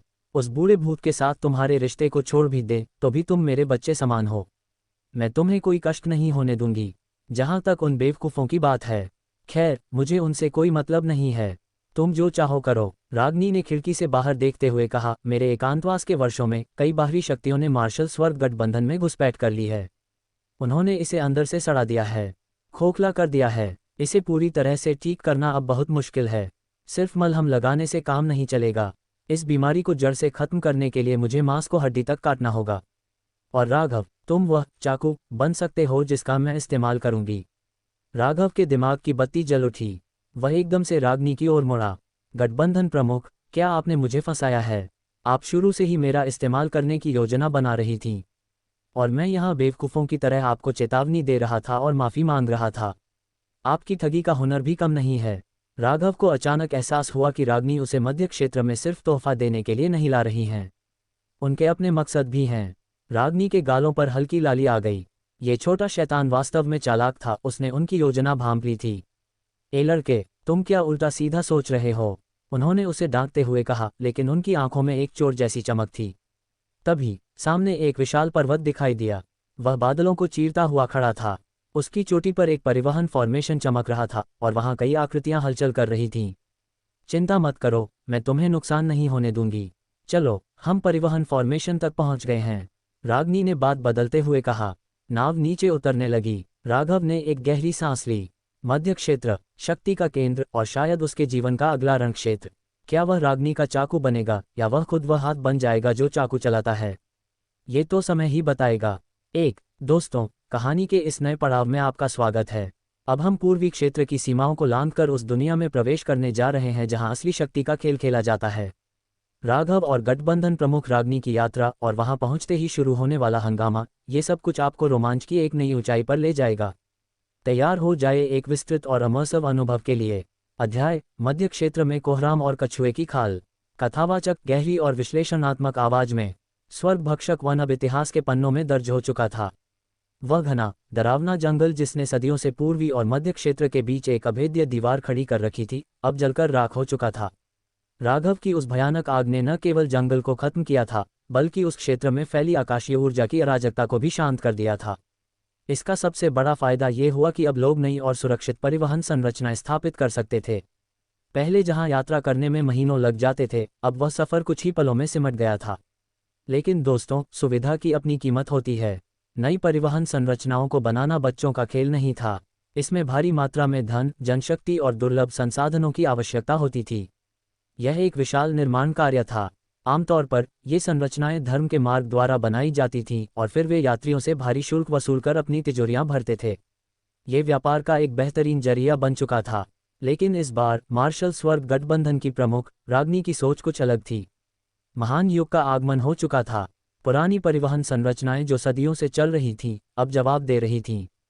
वे जगह जगह से टूटने लगी थीं और उनकी मरम्मत के लिए पानी की तरह पैसा बहाना पड़ रहा था। इसके अलावा भ्रष्टपंथ के हमलों का खतरा हर पल मंडराता रहता था। और सबसे बड़ी बात, अब इन संरचनाओं से होने वाली कमाई उतनी नहीं रह गई थी जितनी पहले हुआ करती थी। आप पूछेंगे क्यों? क्योंकि हर दिन नए विशेषज्ञ पैदा हो रहे थे। जो लोग सक्षम थे, वे कतारों में खड़ा होना पसंद नहीं करते थे। वे अपनी निजी उड़ान नौकाओं में बैठकर सफ़र करना पसंद करते थे। इससे उनका पैसा भी बचता था और वे मार्शल स्वर्ग गठबंधन को अपनी गाड़ी कमाई देने से बचते भी थे। जो लोग परिवहन संरचनाओं का इस्तेमाल करते थे, वे अक्सर कमज़ोर साधना स्तर वाले होते थे, क्योंकि उनके लिए ये सुरक्षित था। लेकिन उनकी जेबें इतनी गहरी नहीं थीं कि उनसे मोटा मुनाफा कमाया जा सके। यही कारण था कि अन्य क्षेत्रों में परिवहन संरचनाएं बनाना अब घाटे का सौदा लगने लगा था। लेकिन मध्य क्षेत्र की बात ही कुछ और थी। मध्य क्षेत्र शक्ति, सत्ता और धन का केंद्र। यहाँ के लोगों के पास समय की कमी थी, लेकिन पैसे की नहीं। समय बचाने के लिए वे खुशी खुशी मुमांगी कीमत देने को तैयार रहते थे। पूर्वी क्षेत्र से मध्य क्षेत्र जाने वाली इस विशेष परिवहन संरचना पर सैकड़ों उड़ान नौकाओं की कतार लगी थी। हर कोई अपनी बारी का इंतजार कर रहा था। वहां का दृश्य किसी मेले जैसा था। रंग बिरंगी नौकाएं, अलग अलग संप्रदायों के झंडे और हवा में तैरती शक्ति की गूंज। लेकिन तभी आसमान में एक विशेष उड़ान नौ प्रकट हुई। उस पर मार्शल स्वर्ग गठबंधन का प्रतीक चिन्ह चमक रहा था। जैसे ही वहां तैनात अधिकारियों ने उस नौक को देखा, वे हड़बड़ा गए। उन्होंने तुरंत अन्य सभी नौकाओं को रोक दिया और रागनी की नौक को सबसे पहले जाने का इशारा किया। ये रागनी का विशेषाधिकार था। आखिर वे मार्शल स्वर्ग गठबंधन की प्रमुख थीं और यह संरचना उन्हीं के गठबंधन ने बनाई थी। अपने ही घर में लाइन में कौन लगता है? लेकिन हर किसी को ये बात पसंद नहीं आई। कितना अहंकार है! एक भारी और क्रोधित आवाज गूंजी। यह आवाज उस उड़ान नौक से आई थी जो कतार में सबसे आगे थी और जिसे रागनी की नौक के लिए पीछे हटना पड़ा था। क्या तुम्हारे मार्शल स्वर्ग गठबंधन के काम अन्य लोगों के कामों से ज्यादा महत्वपूर्ण हैं? ये कौन सा न्याय है? राघव, जो अपनी नौक के डेक पर खड़ा था, इस आवाज को सुनते ही मुस्कुरा उठा। वह इस आवाज को कैसे भूल सकता था? यह आवाज उसके पुराने मित्र की थी। उसने मुड़कर देखा। वहां दूसरी नौक पर एक गंजा बुजुर्ग खड़ा था। उसके चेहरे पर झुर्रियां थीं, लेकिन आंखों में ज्वालामुखी जैसा गुस्सा था।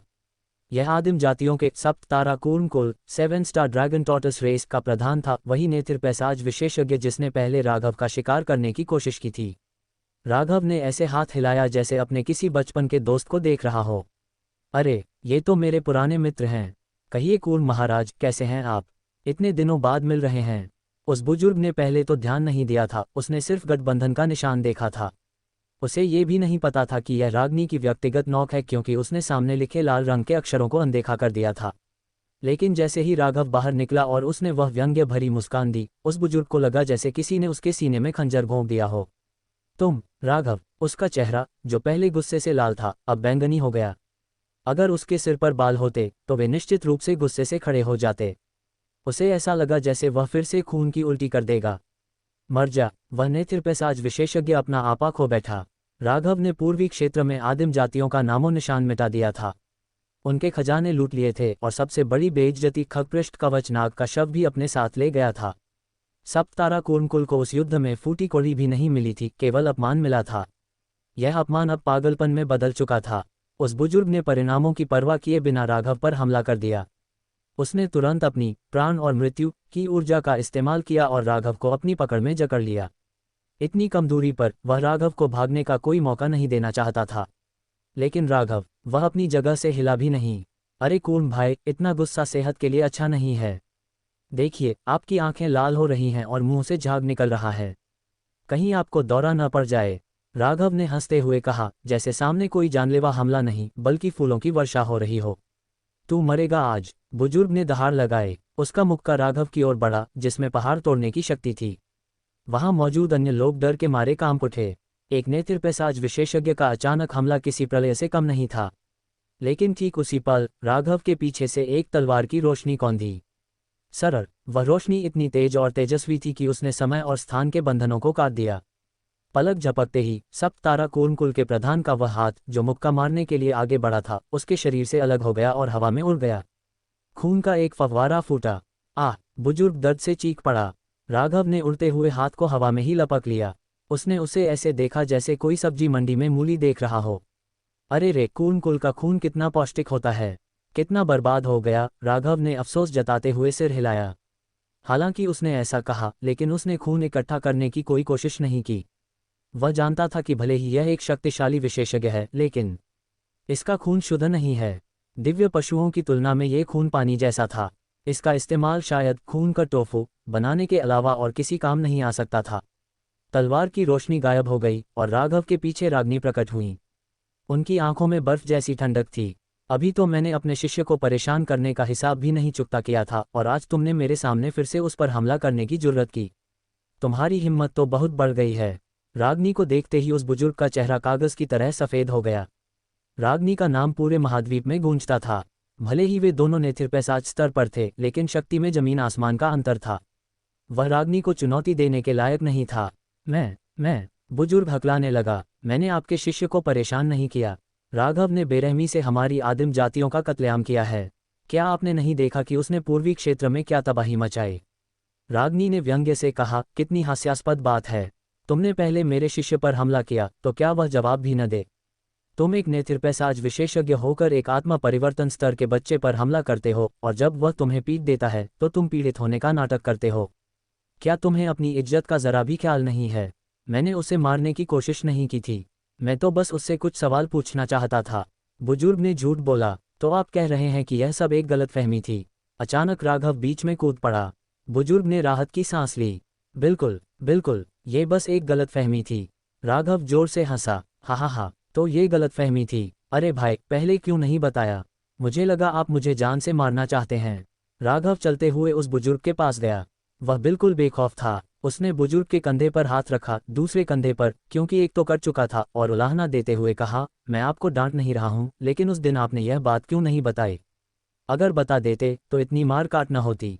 अब जब आपने यह बात साफ कर दी है तो मुझे भी थोड़ा बुरा लग रहा है। चलिए, पुरानी बातों को भूल जाते हैं। अब हम दुश्मन नहीं, दोस्त हैं। आइए एक गले मिलकर इस नई दोस्ती की शुरुआत करें।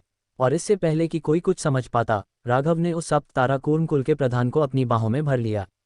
वहां मौजूद सभी विशेषज्ञ पत्थर की मूरत बन गए। क्या ये वही राघव है जिसने अभी अभी इनका हाथ काटा था?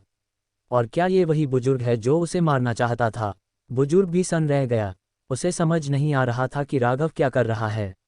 वह राघव को उसी वक्त कुचल देना चाहता था, लेकिन सामने खड़ी रागनी की ठंडी निगाहें उसे याद दिला रही थीं कि अगर उसने उंगली भी उठाई तो उसके टुकड़े कर दिए जाएंगे। राघव ने उसे जोर से भींचा, फिर उसकी पीठ थपथपाई और अलग हो गया। उसके चेहरे पर एक संतुष्ट मुस्कान थी। ठीक है, हमें कुछ जरूरी काम निपटाने हैं, तो हम पहले निकलते हैं। अपना ख्याल रखिएगा मित्र। राघव वापस अपनी नौक पर चढ़ा। रागनी उसके पीछे आई और परिवहन संरचना की रोशनी में वे गायब हो गए। बुजुर्ग वहां खड़ा रहा, बिल्कुल सुन्ना। उसका दिमाग अभी भी इस घटना को समझने की कोशिश कर रहा था। क्या राघव सच में सुलह करना चाहता था? प्रधान जी, आप। अचानक सप्तारा कुल का एक शिष्य चीखा। उसका चेहरा भय से विकृत हो गया था। वह कांपती उंगली से प्रधान की पीठ की ओर इशारा कर रहा था। क्या हुआ? प्रधान चौंक गया। उसने अपनी चेतना को पीछे की ओर फैलाया, और जो उसने महसूस किया उसने उसकी रूह कंपा दी। उसकी पीठ गीली थी, खून बह रहा था। उसने एक जोरदार दहाड़ लगाई और अपनी ऊर्जा से अपनी पीठ के कपड़े फाड़ दिए। वहां का दृश्य देखकर लोगों की चीख निकल गई। प्रधान की पूरी पीठ की खाल उधेड़ दी गई थी। वहां अब सिर्फ कच्चा मांस और बहता हुआ खून था। प्रधान जी, आपका पैतृक चिन्ह। शिष्यों ने अविश्वास में अपने मुंह पर हाथ रख लिया। सप्तारा कुल का पैतृक चिन्ह उनकी सबसे बड़ी शक्ति थी। यह एक दिव्य रून था जो उनकी पीठ पर होता था। इसी रून की वजह से उनकी रक्षा शक्ति इतनी जबरदस्त होती थी। यह न केवल हमलों को रोकता था, बल्कि दुश्मन की शक्ति को सोखकर उसे वापस भी कर सकता था। आपको याद होगा कि जब ये प्रधान खगपृष्ठ कवच नाग से लड़ा था, तो उसने उसके हमलों को आसानी से झेल लिया था। वह शक्ति इसी रून की देन थी। लेकिन अब वह रून गायब था। उसकी खाल के साथ ही उसे भी चुरा लिया गया था। अब वह एक बिना कवच का कछुआ बनकर रह गया था। राघव, प्रधान ने आसमान हिला देने वाली दहाड़ लगाए। वह पागल होकर परिवहन संरचना की ओर भागा, लेकिन तब तक बहुत देर हो चुकी थी। राघव और रागनी वहां से कोसों दूर जा चुके थे। दृश्य परिवर्तन। कालचंद्र की योजना। कालचंद्र, क्या ये चीज सच में काम की है? देखो, मैंने बहुत किताबें पढ़ी हैं, मुझे बेवकूफ़ बनाने की कोशिश मत करना। राघव अपनी आध्यात्मिक दुनिया में उस खाल के टुकड़े को देख रहा था। ये वही टुकड़ा था जिसे उसने उस गले मिलने के नाटक के दौरान उस बुजुर्ग की पीठ से उतारा था। ये राघव की योजना नहीं थी। ये कालचंद्र था जिसने उसे ऐसा करने के लिए कहा था। और कमाल की बात यह थी कि कालचंद्र ने यह काम दो नेत्रपेशाज विशेषज्ञों की नाक के नीचे इतनी सफाई से किया कि किसी को भनक तक नहीं लगी। बिल्कुल काम की है। कालचंद्र की आवाज में आत्मविश्वास था। हालांकि यह मेरे किसी काम की नहीं है, लेकिन यह स्वर्ग पलटने वाली ईंट, हेवन फ्लिपिंग ब्रिक के लिए अमृत समान है। तुम चाहते हो कि मैं इसे छोटी ईंट को दे दूं? राघव ने पूछा। हाँ, उसकी आभा को देखकर मुझे लगता है कि वह गंजा, रक्त व्यसनी दानव dragon, blood addicted devil dragon का वंशज है। हालांकि कछुए और इंसान के खून के मिश्रण से उसका रक्त बहुत अशुद्ध हो गया है, और वह अपनी कई दिव्य शक्तियों को खो चुका है। मुझे यकीन है कि उस बूढ़े को खुद नहीं पता होगा कि उसकी पीठ पर मौजूद इस रून का असली इस्तेमाल क्या है। क्या इस्तेमाल है? राघव की जिज्ञासा बढ़ गई। रक्त व्यसनी दानव ड्रैगन की सबसे बड़ी ताकत उसकी रिकवरी यानी ठीक होने की क्षमता थी। मेरी प्रजाति अपनी ऊर्जा खुद पैदा करती है, लेकिन वे बाहरी ऊर्जा को सोखकर ठीक होते थे। ये पैतृक चिन्ह भले ही अपनी असली शक्ति खो चुका है, लेकिन इसमें अभी भी उस शक्ति का एक अंश बाकी है। मैं इसे एक छोटी ईंट के लिए एक निष्क्रिय रून, पैसिव रून में बदलने की योजना बना रहा हूं। अगर यह सफल रहा तो छोटी ईंट की रक्षा शक्ति बढ़ जाएगी और वह दुश्मन के हमलों को सोख सकेगी। और सबसे बड़ी बात, उसकी रिकवरी की गति इतनी तेज हो जाएगी कि शौर्यांश का बनाया फॉर्मेशन उसके सामने बच्चा लगेगा। भले ही उस बूढ़े कछुए को गले लगाना घिनौना था, लेकिन छोटी ईंट के लिए यह सौदा बहुत सस्ता है। कालचंद्र हंसते हुए बोला। राघव भी मुस्कुरा उठा। वह स्वर्ग पलटने वाली ईंट को और भी शक्तिशाली बनाने के लिए कुछ भी कर सकता था। दृश्य परिवर्तन। प्राचीन शहर और समय की गूंज। कई परिवहन संरचनाओं से गुजरने के बाद राघव एक प्राचीन शहर में पहुंचा। क्या यह मध्य क्षेत्र है? राघव ने चारों ओर देखा। यह शहर किसी भव्य महानगर जैसा नहीं लग रहा था। इसके विपरीत इसकी दीवारें टूटी फूटी थीं। ईंटों में दरारें थीं, जैसे वे किसी भी पल गिर सकती हों। यह बहुत ही जर्जर और पुराना लग रहा था। ये सच में मध्य क्षेत्र है, रागनी ने कहा। और ये शहर मार्शल स्वर्ग गठबंधन का मुख्यालय है। यह मध्य क्षेत्र का बस एक छोटा सा हिस्सा है। इसकी जर्जर हालत पर मत जाओ। ये समय की हवा है। इस शहर ने युगों को बीतते देखा है। यहाँ की हर ईंट में इतिहास बसा है। यहाँ रहने मात्र से ही किसी को समय के नियमों को समझने में मदद मिल सकती है। मार्शल स्वर्ग गठबंधन का मुख्यालय महाद्वीप का सबसे प्राचीन मानव शहर माना जाता था। इसका इतिहास अंधकार युग तक जाता था। टूटी हुई जगहों की मरम्मत करना यहाँ गैरकानूनी है, रागनी ने समझाया। और इसके वर्तमान स्वरूप को नुकसान पहुंचाना भी अपराध है। मुझे हमेशा लगता है कि इस शहर की अपनी एक किस्मत है, अपना एक जीवन है। ये समय के अंतहीन प्रवाह में अपना अस्तित्व बनाए हुए है, लेकिन केवल कुछ ही लोग इसे महसूस कर पाते हैं। प्रणाम, गठबंधन प्रमुख। जैसे ही रागनी और राघव परिवहन संरचना से नीचे उतरे, वहां मौजूद विशेषज्ञों ने तुरंत झुककर प्रणाम किया। ये मार्शल स्वर्ग गठबंधन के युवा शिष्य थे। उन सभी का साधना स्तर आत्म परिवर्तन सोल ट्रांसफॉर्मेशन पर था। लेकिन उनकी आंखें बाज जैसी तेज थीं। उनके शरीर से निकलने वाली आभा बता रही थी कि वे असली योद्धा हैं, जिन्होंने खून और पसीने से अपनी ताकत कमाई है। रागनी को प्रणाम करने के बाद उनकी नज़रें राघव पर गईं। उनकी आंखों में एक अजीब सी चमक थी, विस्मय और जिज्ञासा का मिश्रण। वे उसे पहचान गए थे। नमस्ते, राघव ने हल्की मुस्कान के साथ हाथ हिलाया। वरिष्ठ भाई राघव, मैंने आपके बारे में बहुत सुना है। आपकी ख्याति आपसे पहले यहाँ पहुँच चुकी है। एक शिष्य ने आगे बढ़कर मुट्ठी बांधकर अभिवादन किया। ये शिष्य उत्साहित थे। हालांकि दुनिया में राघव के कई दुश्मन थे, लेकिन वह मार्शल स्वर्ग गठबंधन का शिष्य था। उसकी उपलब्धियां उनके लिए गर्व की बात थीं। विशेषकर राघव का सफर पूर्वी बंजर भूमि के एक छोटे से साम्राज्य से उठकर इस स्तर तक पहुंचना, ये किसी चमत्कार से कम नहीं था। मध्य क्षेत्र में, जहां स्वर्गीय प्रतिभाओं और राक्षसी ताकतों की भरमार थी, राघव का नाम गूंज रहा था। आमतौर पर वे उसे केवल चित्रण मणियों फोटोग्राफिक जेड्स में देखते थे। आज वे उसे साक्षात देख रहे थे। मेरे मुख्यालय के शिष्य कैसे हैं? रागनी ने मुस्कुराते हुए पूछा। ये सब कुलीनों में भी कुलीन हैं, विशेषज्ञों में भी विशेषज्ञ। ये सच्चे योद्धा हैं। राघव ने सिर हिलाया। वह रागनी के गर्व को महसूस कर सकता था। राघव की अनुभवी आंखें देख सकती थीं कि ये शिष्य मौत से डरने वाले नहीं हैं। ऐसे योद्धा मिलना मुश्किल होता है। तुम युवा लोग बातें करो, मुझे कुछ काम निपटाने हैं। राघव का ख्याल रखना। रागनी ने अचानक राघव को वहां छोड़ा और गायब हो गईं। हमेशा की तरह वे उसे नए माहौल में फेंककर उसकी परीक्षा लेना चाहती थीं। हम वरिष्ठ भाई राघव की प्रशंसा के योग्य नहीं हैं। शिष्य क्षितिज शिनली का वरिष्ठ भाई राघव को प्रणाम, एक व्यक्ति ने अपनी पीठ पर बंधी तलवार के साथ झुककर कहा। वह इस समूह का नेता लग रहा था, एक तलवार साधक। राघव ने क्षितिज की तीखी आभा को महसूस किया। मैंने तलवार सांप्रदायिक हेवनली स्वॉर्ड गेट में 3 साल तक साधना की है। अफसोस, मैं तलवार स्तंभ की परीक्षा पास नहीं कर सका, इसलिए मुझे निकाल दिया गया। मैं ज़्यादा से ज़्यादा आधा तलवार साधक हूँ, क्षितिज ने उदासी से कहा। राघव हैरान रह गया। क्षितिज की स्वर्गीय ऊर्जा बेहद शक्तिशाली थी। वह स्पष्ट रूप से एक एम्पायरियन था। क्या तलवार संप्रदाय इतना सख्त है कि वह एम्पायरियन को भी स्वीकार नहीं करता? राघव के चेहरे के भाव देखकर क्षितिज ने समझाया, तलवार साधक केवल तलवार दाव की समझ की परवाह करते हैं, बाकी सब उनके लिए बेकार है। तलवार संप्रदाय में मुझे वरिष्ठ विरंजन लिंग युनसी के दर्शन का सौभाग्य मिला था। असल में मैं वहां साधना करने के योग्य भी नहीं था। ये केवल उनके मार्गदर्शन के कारण था कि मुझे वहां 3 साल रहने दिया गया। वरिष्ठ विरंजन ने कहा कि मैं दुर्भाग्यशाली हूं क्योंकि मेरी स्वर्गीय ऊर्जा बहुत प्रबल है, जो मेरी तलवार दाव की समझ में बाधा डालती है। लेकिन उन्होंने मुझे विशेष रूप से एक तकनीक सिखाई जो स्वर्गीय दाव की शक्ति को तलवार दाव के साथ जोड़ सकती है। हालांकि हमने कभी गुरु शिष्य का नाम नहीं लिया, लेकिन हमारे बीच वही संबंध है। तो ये क्षितिज असल में विरंजन का शिष्य था। राघव का व्यवहार तुरंत बदल गया। विरंजन इस दुनिया के उन कुछ लोगों में से थे जिनका वह दिल से सम्मान करता था। विरंजन भी एक चमत्कार थे। उन्होंने अपनी साधना के चरम पर पहुंचकर सब कुछ रोक दिया था और फिर तलवार दाव की अचानक समझ से अपनी सभी बेड़ियों को तोड़ दिया था। चूंकि तुम संप्रदाय प्रमुख के शिष्य हो, तो हम सच में भाई हुए। राघव हंसा। उसने उम्मीद नहीं की थी कि उसे यहाँ विरंजन का कोई शिष्य मिलेगा। उसने क्षितिज के कंधे पर हाथ रखा और गर्मजोशी से पूछा, संप्रदाय प्रमुख अब कैसे हैं? राघव के इस अपनेपन ने क्षितिज को भावुक कर दिया। उसने तुरंत जवाब दिया, वे ठीक हैं, लेकिन मैं काफी समय से बाहर हूँ। उस समय वे प्राण तारा स्तर को तोड़ने का प्रयास कर रहे थे। क्या वरिष्ठ भाई वायुष यूजिफेंग ठीक हैं? मैं हमेशा से उनका प्रशंसक रहा हूँ, क्षितिज ने उत्साह से पूछा। वायुष, वह नाम जो तलवार संप्रदाय के इतिहास में सबसे प्रतिभाशाली शिष्य के रूप में दर्ज था। वह व्यक्ति जिसका शरीर मर चुका था, लेकिन आत्मा तलवार में थी।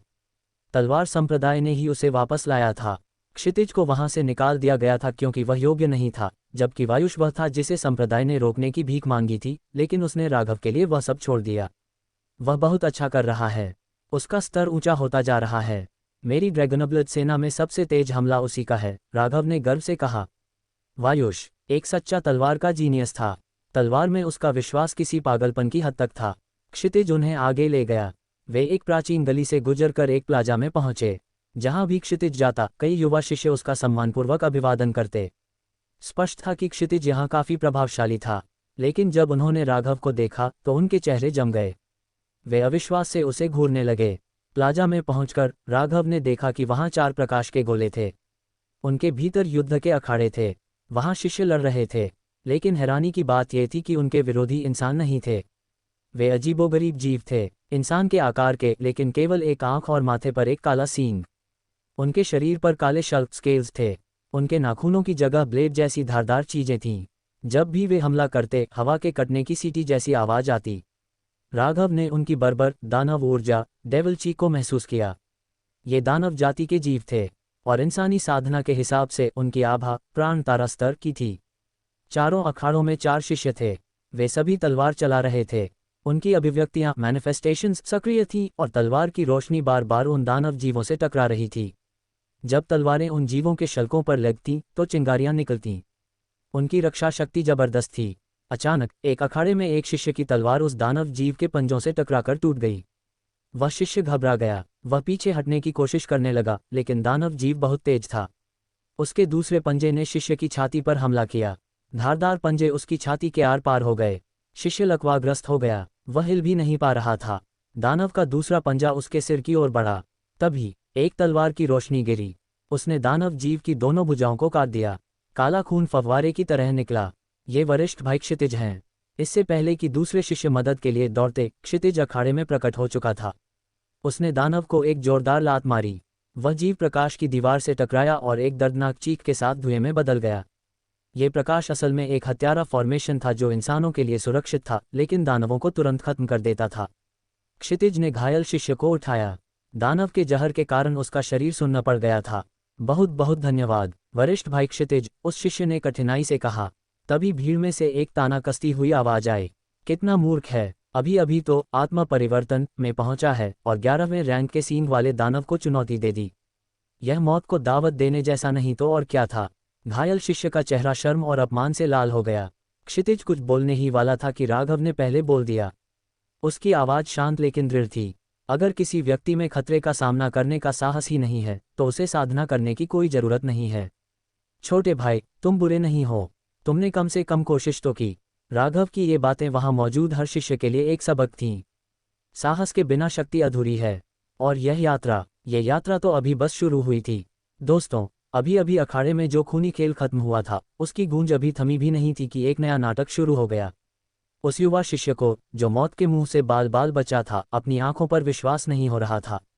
वह लड़खड़ाते हुए खड़ा हुआ। उसका शरीर अभी भी उस दानव के जहर से सुन्न था, लेकिन उसकी आंखों में राघव के लिए जो श्रद्धा थी, वह किसी भी दर्द से बड़ी थी। राघव भाई, उसका गला भर आया। वह मुश्किल से खड़ा हो पाया और उत्साह से राघव की ओर देखने लगा। राघव ने उसे एक शांत, बड़े भाई जैसी नज़र से देखा और सिर हिलाया।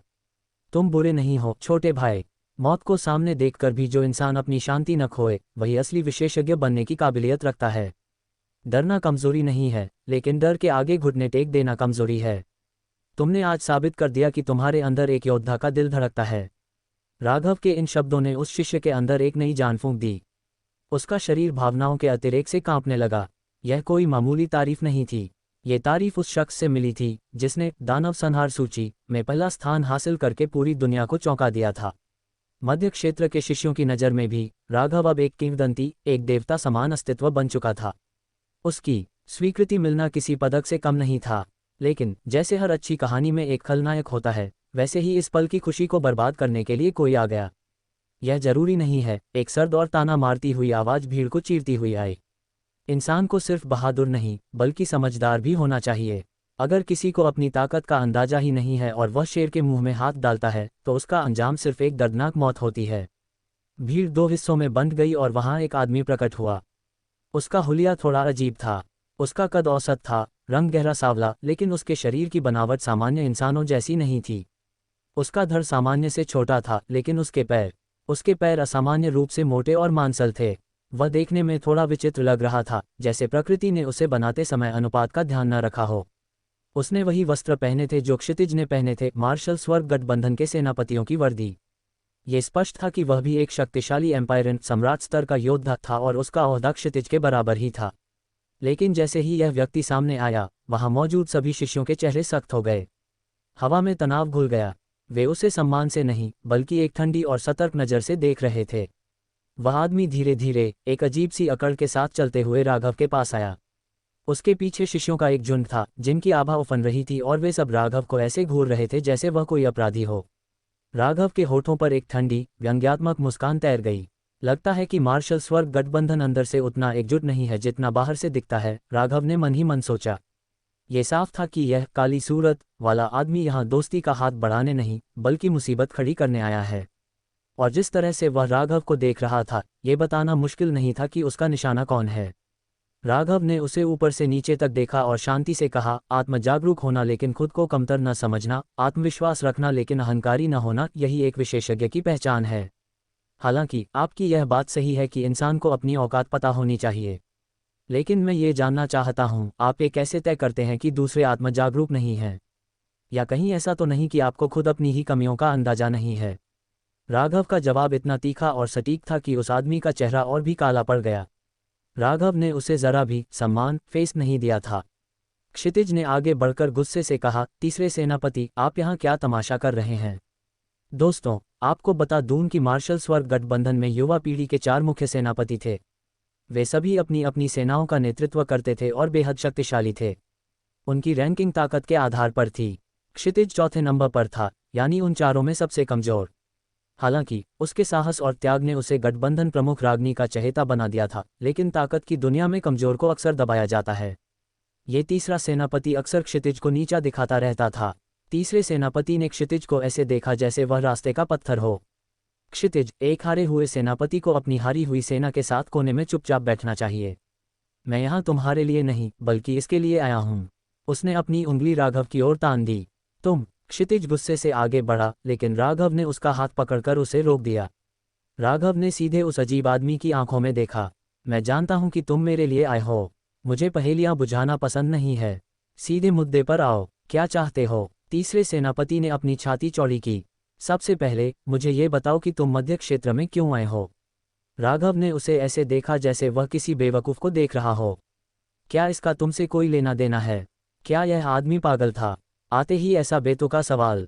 तभी तीसरे सेनापति के पीछे खड़े एक चमचे ने चिल्लाकर कहा, राघव, बेहतर होगा कि तुम अपनी जुबान लगाम में रखो। क्या तुम जानते हो तुम किससे बात कर रहे हो? थोड़ा आज्ञाकारी बनो। राघव की नज़रें धीरे से उस चिल्लाने वाले शिष्य की ओर घूमी, और उस एक पल में समय थम गया। राघव की आंखों में कोई गुस्सा नहीं था, बल्कि एक असीम अथाह हत्यारे की मंशा, किलिंग इंटेंट थी। ये वह मंशा थी जो लाखों विशेषज्ञों, राक्षसों और दुश्मनों को मौत के घाट उतारने के बाद जमा हुई थी। उस शिष्य को लगा जैसे साक्षात मृत्यु का देवता अपनी ठंडी तलवार उसकी गर्दन पर रख चुका है। उसे अपनी मौत का मंजर अपनी ही आंखों के सामने दिखाई देने लगा। आह! एक दयनीय चीख उसके मुंह से निकली। उसका शरीर कांपने लगा और अगले ही पल एक गर्म तरल पदार्थ उसके पैरों से नीचे बहने लगा। उसने डर के मारे अपनी पैंट गीली कर दी थी।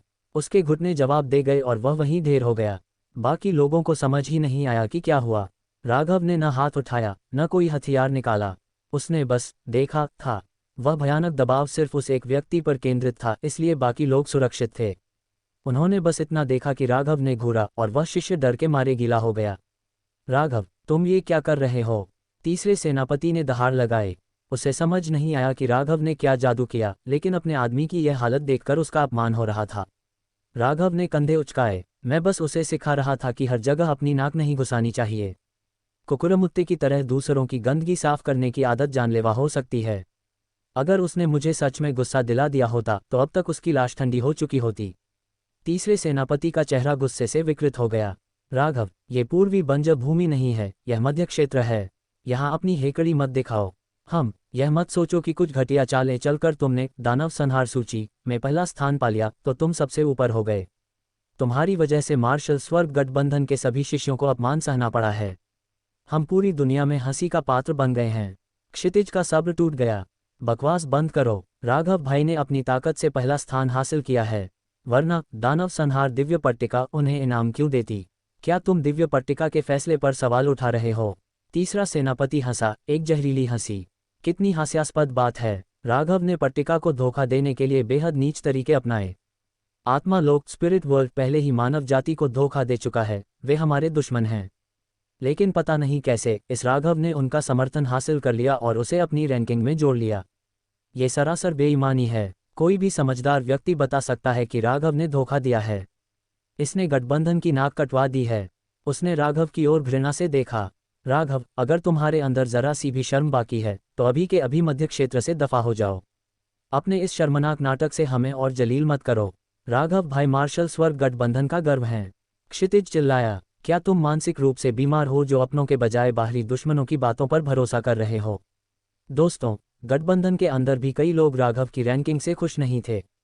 औषधीय घाटी, पिल वैली, आदिम जातियां और अन्य दुश्मन लगातार यह प्रचार कर रहे थे कि राघव ने मूल दानव जाति और आत्मा लोक के साथ मिलकर धोखा दिया है। चूंकि ये दोनों ही मानव जाति के दुश्मन माने जाते थे, इसलिए राघव की जीत पर सवाल उठना लाजमी था। लेकिन क्षितिज का विश्वास अटूट था। क्यों? क्योंकि वायुष यूजिफेंक राघव का अनुसरण करता था। क्षितिज की नज़र में वायुष तलवार के देवता का अवतार था। अगर वायुष जैसा स्वाभिमानी तलवारबाज राघव को अपना बॉस मानता है तो राघव गलत हो ही नहीं सकता। दफा हो जाओ यहाँ से, धोखेबाज राघव, वापस जाओ। तीसरे सेनापति के पीछे खड़े शिष्य अब जोर जोर से नारे लगाने लगे। उनकी आवाज़ें ऊंची होती गईं। राघव ने शांति से अपना सिर हिलाया। तुम सब अपना मुंह बंद रखो, वरना तुम कल का सूरज नहीं देख पाओगे। उसकी आवाज़ ऊंची नहीं थी। उन चिल्लाते हुए लोगों के शोर में यह आवाज़ दब जानी चाहिए थी। लेकिन इसके विपरीत यह आवाज़ हर किसी के कानों में पिघले हुए शीशे की तरह उतरी। इसमें एक ऐसा संकल्प था जिसे टाला नहीं जा सकता था। जैसे किसी ने अदृश्य तलवार से उनकी आवाज़ों को काट दिया हो। सभी एकदम चुप हो गए। उन्हें एक पूर्वाभास हुआ, मौत का पूर्वाभास। यह एहसास इतना गहरा और स्पष्ट था कि उनकी रूह कांप गई। उन्हें लगा कि अगर उन्होंने एक शब्द और बोला तो उनका सिर धड़ से अलग हो जाएगा। राघव अब 9 तारा हेगमन शरीर कला 9 स्टार हेगमन बॉडी आर्ट के 9वें चरण में था। उसकी इच्छाशक्ति अब इतनी प्रबल हो चुकी थी कि वह कभी कभी उसके नियंत्रण से बाहर हो जाती थी। यह एक ऐसी इच्छाशक्ति थी जो दूसरों को झुकने पर मजबूर कर देती थी। पूरा माहौल कब्रिस्तान जैसा शांत हो गया। अचानक एक अखाड़ा रोशन हुआ। तीसरा सेनापति कूदकर उसके अंदर गया और राघव को ललकारा। राघव, अगर तुम में थोड़ी भी मर्दानगी है तो मुझसे लड़ो। अगर तुम 10 चालों के अंदर मुझे नहीं हरा पाए तो अपनी दुम दबाकर वापस पूर्वी क्षेत्र भाग जाना। तीसरे सेनापति, तुम कितने नीच हो सकते हो? क्षितिज ने गुस्से में कहा। तुम एक एम्पायरन हो जिसकी अभिव्यक्ति जाग चुकी है और तुम राघव भाई को 10 चालों की शर्त दे रहे हो। अगर लड़ना ही है तो बराबरी की लड़ाई लड़ो। मैं रैंकिंग में 297वें नंबर पर था और यह पहले नंबर पर। अगर यह मुझे 10 चालों में नहीं हरा सकता तो साबित हो जाएगा कि इसने धोखा दिया था। बोलो राघव, क्या तुम में दम है? राघव ने उसे एक उबाऊ नज़र से देखा और सिर हिलाया। तुम मुझे चुनौती देने के योग्य नहीं हो। मैं तुम्हें अपना प्रतिद्वंद्वी नहीं मानता। फिर राघव क्षितिज की ओर मुड़ा। क्षितिज, तुम जाओ, मेरा मिजाज थोड़ा खराब है आज। अगर मैं लड़ने गया तो मुझे डर है कि मैं खुद को रोक नहीं पाऊंगा। और फिर आज के बाद 4 महान सेनापतियों की जगह दुनिया में केवल 3 ही महान सेनापति बचेंगे। राघव के शब्दों ने वहां सन्नाटा खींच दिया। उसने खुलेआम धमकी दी थी कि अगर वह लड़ा तो तीसरे सेनापति को जान से मार देगा। तीसरे सेनापति का चेहरा अपमान से और काला हो गया। मैंने सुना था कि तुम बहुत अहंकारी हो, आज देख भी लिया। लेकिन याद रखना, एक बार कही गई बात वापस नहीं ली जा सकती। ये तुम्हारे ही मुंह पर तमाचा होगा। वहां भीड़ बढ़ती जा रही थी। तीसरे सेनापति की चुनौती ने सबका ध्यान खींचा था। वरिष्ठ भाई राघव, क्षितिज ने राघव को एक मानसिक संदेश, स्पिरिचुअल मैसेज भेजा। उसकी आवाज में हताशा थी। आपको नहीं पता, लेकिन मैं उसका मुकाबला नहीं कर सकता। हमारी पिछली 7 लड़ाइयों में मैं हर बार हारा हूं। राघव ने मुस्कुराते हुए उसे वापस संदेश भेजा। तुम इसलिए हारे क्योंकि तुमने उसकी कमजोरी नहीं देखी। मैं तुम्हें उसे हराने का एक निश्चित तरीका बताता हूं। राघव ने चुपके से क्षितिज को कुछ निर्देश दिए। क्या आप यकीन से कह सकते हैं कि यह काम करेगा?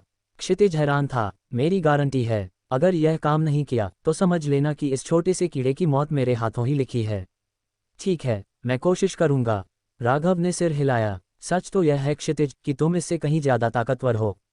बस बार बार हारने की वजह से तुमने वह आत्मविश्वास खो दिया है जो एक तलवारबाज की सबसे बड़ी ताकत होती है। एक तलवारबाज की नज़र उसकी आंखों में नहीं, उसके हाथ में थमी तलवार में होती है। तुम्हें खुद पर भरोसा नहीं है तो कोई बात नहीं, मुझे तुम पर पूरा भरोसा है। बस वही करो जो मैंने कहा है। क्षितिज ने एक गहरी सांस ली और अखाड़े में कूद गया। क्षितिज, तुम सच में मूर्ख हो। तुम दूसरों के इशारों पर नाचने के लिए तैयार हो। चूंकि तुम मेरी दया को नहीं समझते तो अब मुझे बेरहम होने के लिए दोष मत देना। तीसरे सेनापति ने ताना मारा। क्षितिज ने कोई जवाब नहीं दिया।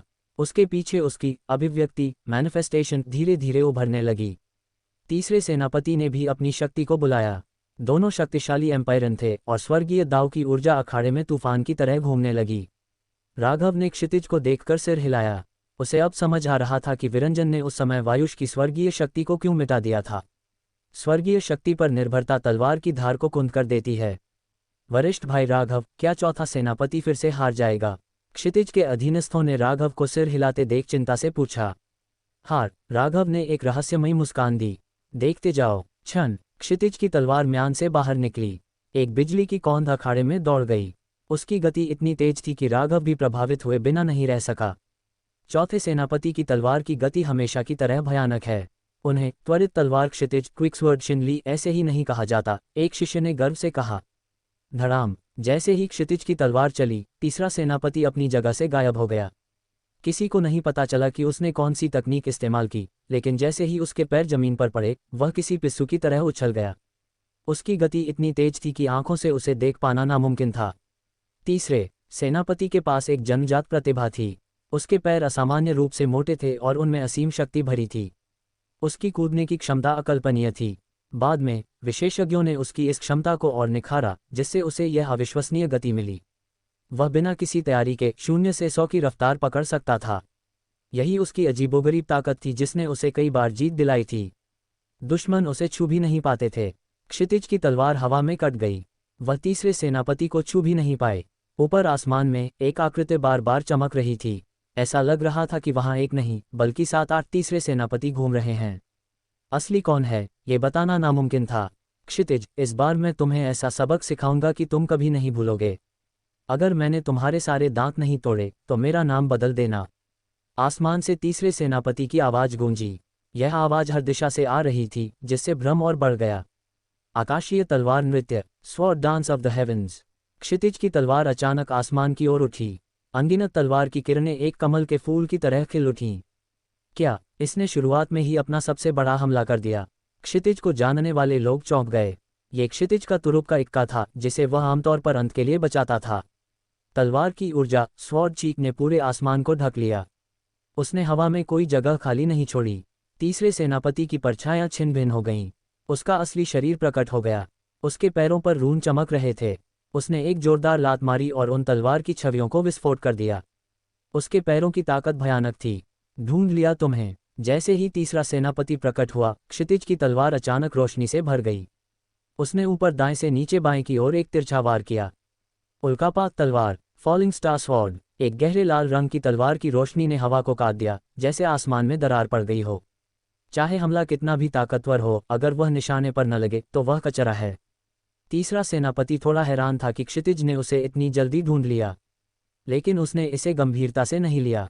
उसके पैरों पर रून चमके और तलवार की रोशनी के पहुंचने से ठीक पहले वह गायब हो गया। लेकिन जैसे ही वह गायब हुआ, क्षितिज की तलवार ने एक अजीब मोड़ लिया। उसने बिना रुके बाएं से दाएं और एक और वार किया। तीसरे सेनापति का शरीर अभी प्रकट ही हुआ था कि क्षितिज का हमला ठीक उसी जगह पहुंचा जहां वह आया था। यह ऐसा लग रहा था जैसे क्षितिज ने जानबूझकर वहां हमला नहीं किया था, बल्कि यह एक संयोग था। दोनों इतने तेज थे कि तीसरे सेनापति के प्रकट होते ही उसे चोट लग गई। खच, खून की एक धार हवा में उछली।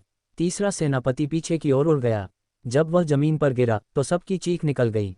क्षितिज की तलवार ने उसके पैर को गहराई तक काट दिया था।